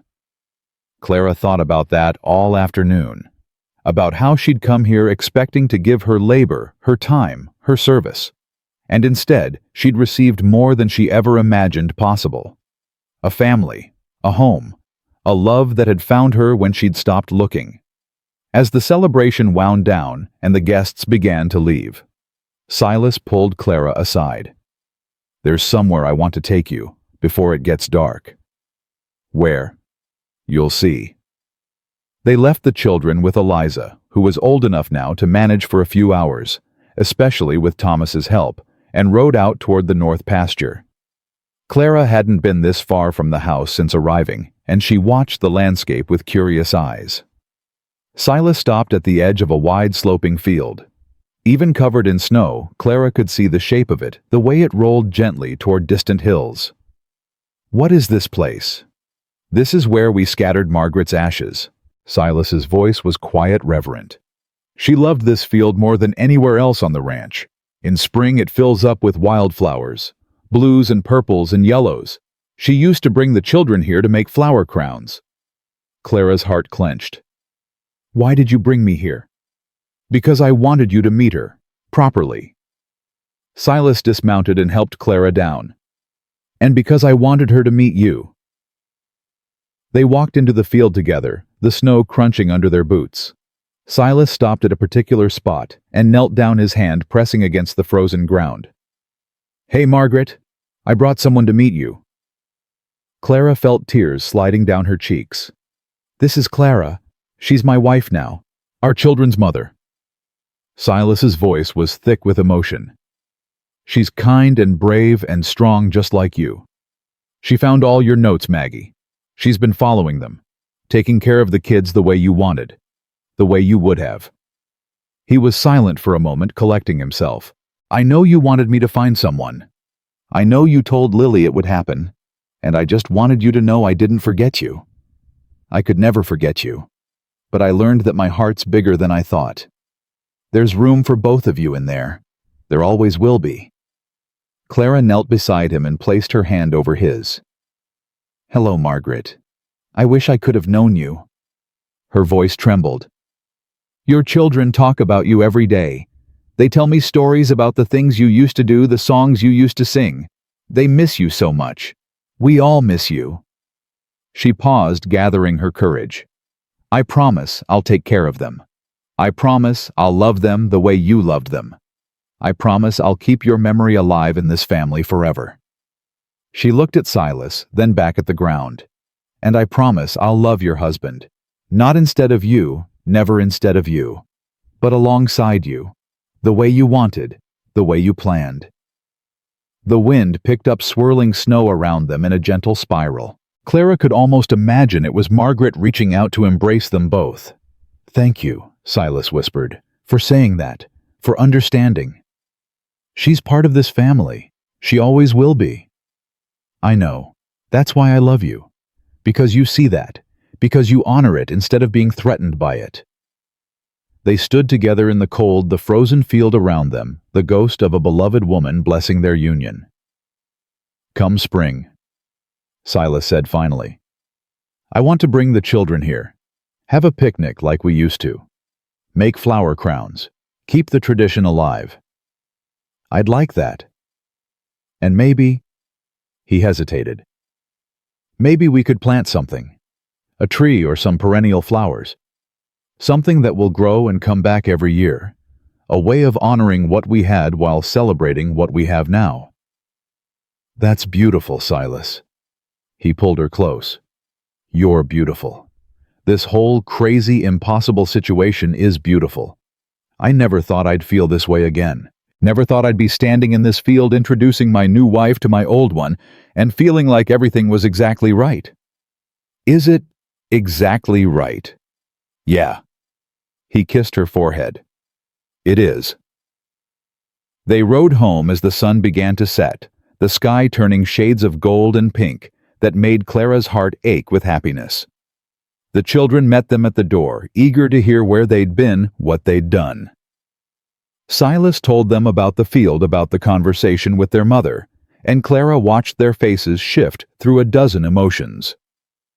"You talked to Mama?" Samuel asked, his eyes wide. "We did." "What did she say?"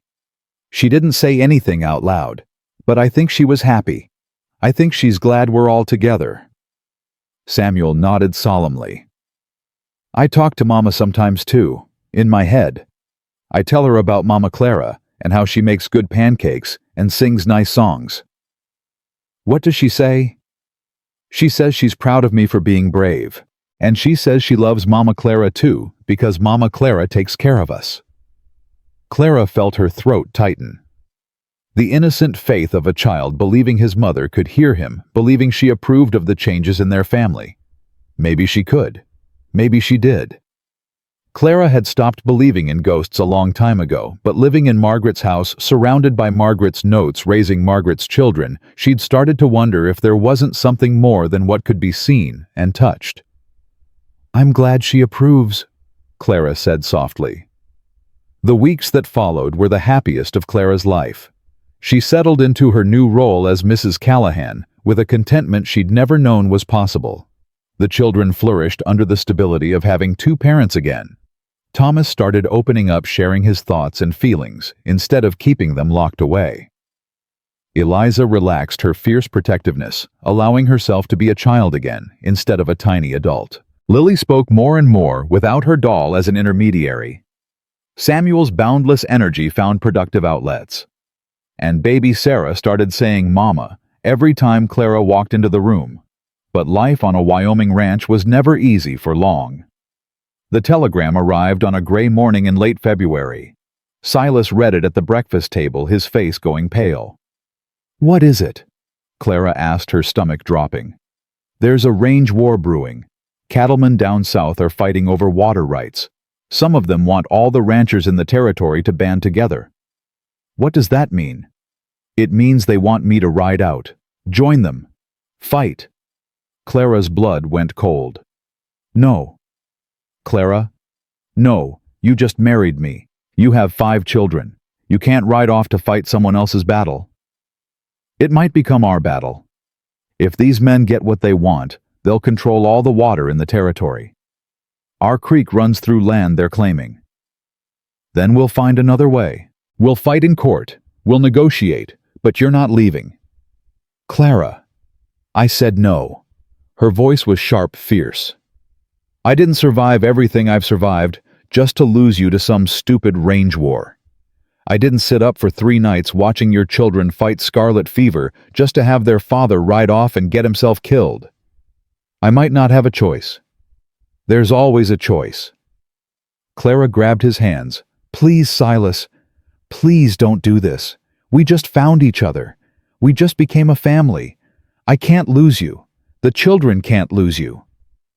Silas looked at her face, at the desperation in her eyes, and something in his expression softened. "All right," he said quietly. "I'll write back. Tell them I can't come. But Clara, if this thing comes to our door, then we'll face it together. But you're not going looking for trouble. Not now. Not when we have so much to live for." He pulled her into his arms and held her tight. "I love you," he whispered into her hair. "More than I knew I could love anyone again. I love you too. That's why I need you here. That's why I can't let you go." The range war didn't come to their door. The conflict resolved itself in some complicated way Clara didn't fully understand, involving lawyers and land grants and government officials. Silas kept his creek, kept his ranch, kept his family. But the scare had reminded Clara how fragile happiness could be, how quickly everything could change. Spring arrived, slowly creeping in through warming days and melting snow. Clara watched the land transform with wonder, never having seen a Wyoming spring before. And she watched her own body transform with a different kind of wonder. She'd suspected for weeks, but hadn't dared to believe it until the evidence became undeniable. Now, standing in the kitchen with her hand pressed against the slight swell of her belly, she knew for certain. She was carrying Silas's child. "Mama Clara!" Lily's voice came from the doorway. "Why are you crying?" Clara quickly wiped her eyes. "I'm not crying, sweetheart. I'm just happy." "You're crying happy tears." "Yeah, happy tears." Lily came closer, her face curious. "Why are you happy?" Clara hesitated. She'd wanted to tell Silas first, but the words were bubbling up inside her, impossible to contain. "Can you keep a secret?" Lily nodded solemnly. Clara knelt down to the little girl's level. "There's going to be a new baby in this family." Lily's eyes went wide. "A baby? Like Sarah. Like Sarah was. A brand new baby. Growing right here." She took Lily's hand and placed it gently on her stomach. "There's a baby in there. There will be. In a few months. Is it a boy baby or a girl baby?" "I don't know yet. We'll have to wait and see." Lily's face split into the biggest smile Clara had ever seen. "I'm gonna be a big sister. A real big sister. You're already a real big sister to Samuel and Sarah. But this baby will be yours and Papa's. That makes it different." Lily threw her arms around Clara's neck. "I'm so happy. Can we tell everyone? Can we tell Papa?" "Yes, we can tell everyone. But let me tell Papa first. Okay, it should come from me." "Okay." Lily pulled back, practically vibrating with excitement. "But hurry, I want to tell Thomas and Eliza and Samuel." Clara laughed. "I'll hurry." She found Silas in the barn mending a harness. He looked up when she entered, a smile crossing his weathered face. "Hey, Mrs. Callahan, something wrong?" "Nothing's wrong." Clara took a deep breath. "Something's very, very right." "What is it?" She walked toward him, took his hands and placed them on her stomach. "I'm pregnant, Silas. We're going to have a baby." The harness fell from his hands. His whole body went still. For a long moment, he just stared at her. His mouth open, his eyes wide. "A baby." His voice was barely a whisper. "A baby. Our baby." Silas made a sound that was half laugh, half sob. He pulled Clara into his arms and lifted her off her feet, spinning her around. "A baby. We're having a baby. Put me down, you fool. I'm going to be sick." He set her down immediately, his face contrite. Sorry. I'm just—" He trailed off, shaking his head in disbelief. "Clara, I never thought I'd have this again. Another child. A new beginning." "Are you happy?" "Happy." He laughed, tears streaming down his face. "I'm the happiest man in the whole territory. Maybe the whole country. Maybe the whole world." "Good." Clara smiled through her own tears. "Because Lily's about to burst from keeping this secret, and I need to go tell the others before she explodes." The children's reactions were everything Clara had hoped for. Thomas tried to maintain his serious demeanor, but his grin kept breaking through. "A baby brother might be nice," he said casually. "Someone to help with the chores." Eliza wrapped Clara in a fierce hug. "I'll help with everything," she promised. "Diapers and feedings and all of it. I already know how from Sarah." Samuel immediately started listing names. "We could call him Samuel Jr., or Horse is a good name." "We're not naming the baby Horse," Clara said firmly. "But it's a good name." "It's really not." Even baby Sarah seemed to understand something important was happening. She crawled into Clara's lap and patted her stomach with chubby hands, babbling happily. That night, after the children were finally asleep, Clara and Silas sat together by the fire. His hand rested on her belly, warm and protective. "Thank you," he said quietly. "For what?"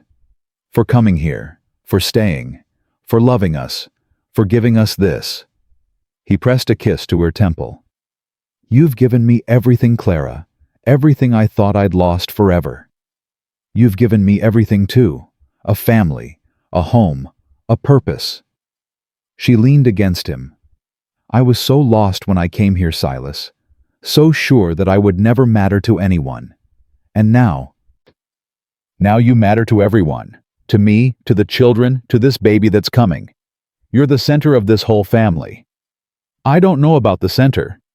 You are, whether you see it or not." He tilted her face up to look at him. "You're the heart of this house, Clara Callahan. You're what makes it beat." Clara felt tears sliding down her cheeks. "I love you. I love you too. More than I have words for." They sat in comfortable silence, watching the flames dance, feeling the promise of new life growing between them. When spring truly arrived, they went to the wildflower field as a family. The transformation was breathtaking. Where there had been only snow and brown grass, now there were flowers everywhere, blues and purples and yellows, just as Silas had described. The children ran through them laughing and shouting, weaving crowns for each other. Clara stood at the edge of the field, her hand on her growing belly, watching her family play. Silas came up behind her and wrapped his arms around her, resting his chin on her shoulder. "What are you thinking?" "I'm thinking about how impossible this all is. 6 months ago, I was on a train terrified, convinced I was being sent to a life of drudgery. And now—" She gestured at the scene before them. "Now I have everything. A husband who loves me. Children who call me mama. A baby on the way. A home. It's not impossible. It's just unexpected." Silas turned her to face him. "The best things usually are." "Papa, Mama, Clara." Samuel came running up, a lopsided flower crown clutched in his hands. "I made this for the baby." Clara knelt down to accept the crown. "It's beautiful, sweetheart. It's for when the baby comes out. So the baby knows we love it already." "The baby already knows." Clara placed her hand over her heart. "It can feel how much love is in this family. Really. Really." Samuel grinned and ran off to make more crowns. Lily followed him, chattering about color coordination. Thomas was teaching Eliza how to weave the stems more tightly. And Sarah sat in a patch of yellow flowers, putting petals in her mouth until Eliza gently stopped her. "Margaret would have loved this," Silas said quietly. "I think she does love it. I think she's watching right now, happy that her family is whole again." "You believe that?" Clara thought about all the notes she'd found, all the guidance Margaret had left behind. The way things had fallen into place one after another, as if guided by an invisible hand. "Yeah," she said. "I believe that." Silas kissed her softly. "Then I believe it too." They planted a cottonwood tree at the edge of the field that day, a symbol of new life, of roots put down, of a family that would grow and flourish for generations to come. The children helped dig the hole, their small hands working alongside their parents' larger ones. They named the tree Hope because that's what it represented. Hope for the future, hope for the baby, hope for everything they would build together. As they finished patting the soil around the sapling, Clara looked at the family gathered around her, her family. Hers by choice, by love, by the 1,000 small moments that had bound them together. "I have something to say," she announced. Everyone looked at her expectantly. "When I came here 6 months ago, I was a girl who'd been sold for $40. I thought that's all I was worth. I thought that's all I'd ever be, someone bought and paid for, tolerated but never loved." She reached out and took Silas's hand, then Eliza's. "But you taught me different, all of you. You taught me that worth isn't measured in dollars. It's measured in love. It's measured in the moments we share, the battles we fight together, the promises we keep." Her voice caught, but she pushed through. "I'm not the girl who was sold anymore. I'm Clara Callahan. I'm a wife, a mother, and soon a mother again. I have a family that loves me, a home that needs me, and a future I never dared to dream of." She looked at each face in turn, Silas, Thomas, Eliza, Lily, Samuel, Sarah. "Thank you for choosing me. Thank you for making me yours. Thank you for teaching me what it means to belong." Samuel threw his arms around her legs. "We didn't choose you, Mama Clara. You were always supposed to be ours. We just had to wait for you to get here." Clara laughed through her tears. "Is that so?" "Uh-huh. Mama told me, before she went to heaven, She said someone was coming who would love us just as much as she did. She said we should be patient and wait for her. She said that. Yep. And she was right. Samuel grinned up at her. She's always right, even from heaven. Clara looked at Silas, who was crying openly, not even trying to hide it. Even from heaven, she repeated softly. They stayed in the field until the sun began to set, playing in the flowers, telling stories, making plans for the future. Clara watched her children, and felt a peace so deep it seemed to have no bottom. She had spent 19 years believing she was worthless, believing no one would ever want her, believing she was destined to be alone. She had been wrong. So wrong. Love had found her in the most unlikely place in the most unexpected way. It had found her through a transaction, a telegram, a train ride through the snow.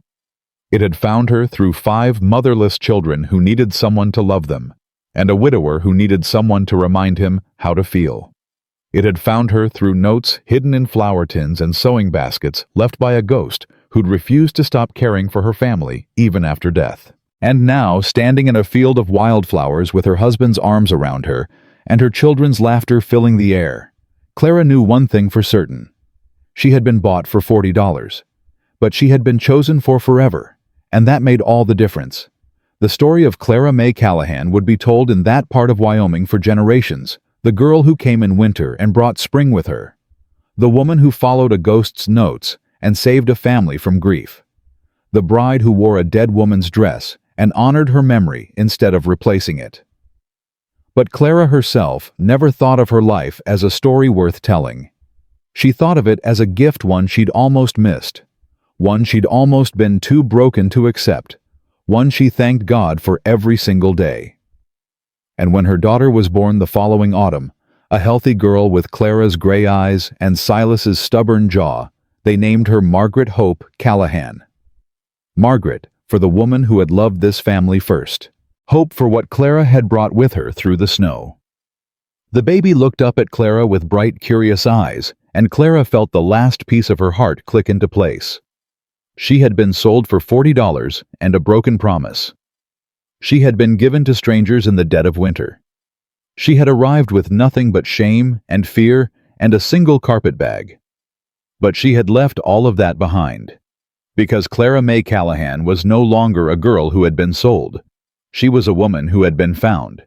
And she would spend the rest of her life proving that love, real love, chosen love, fought for love, was worth more than all the gold in the world.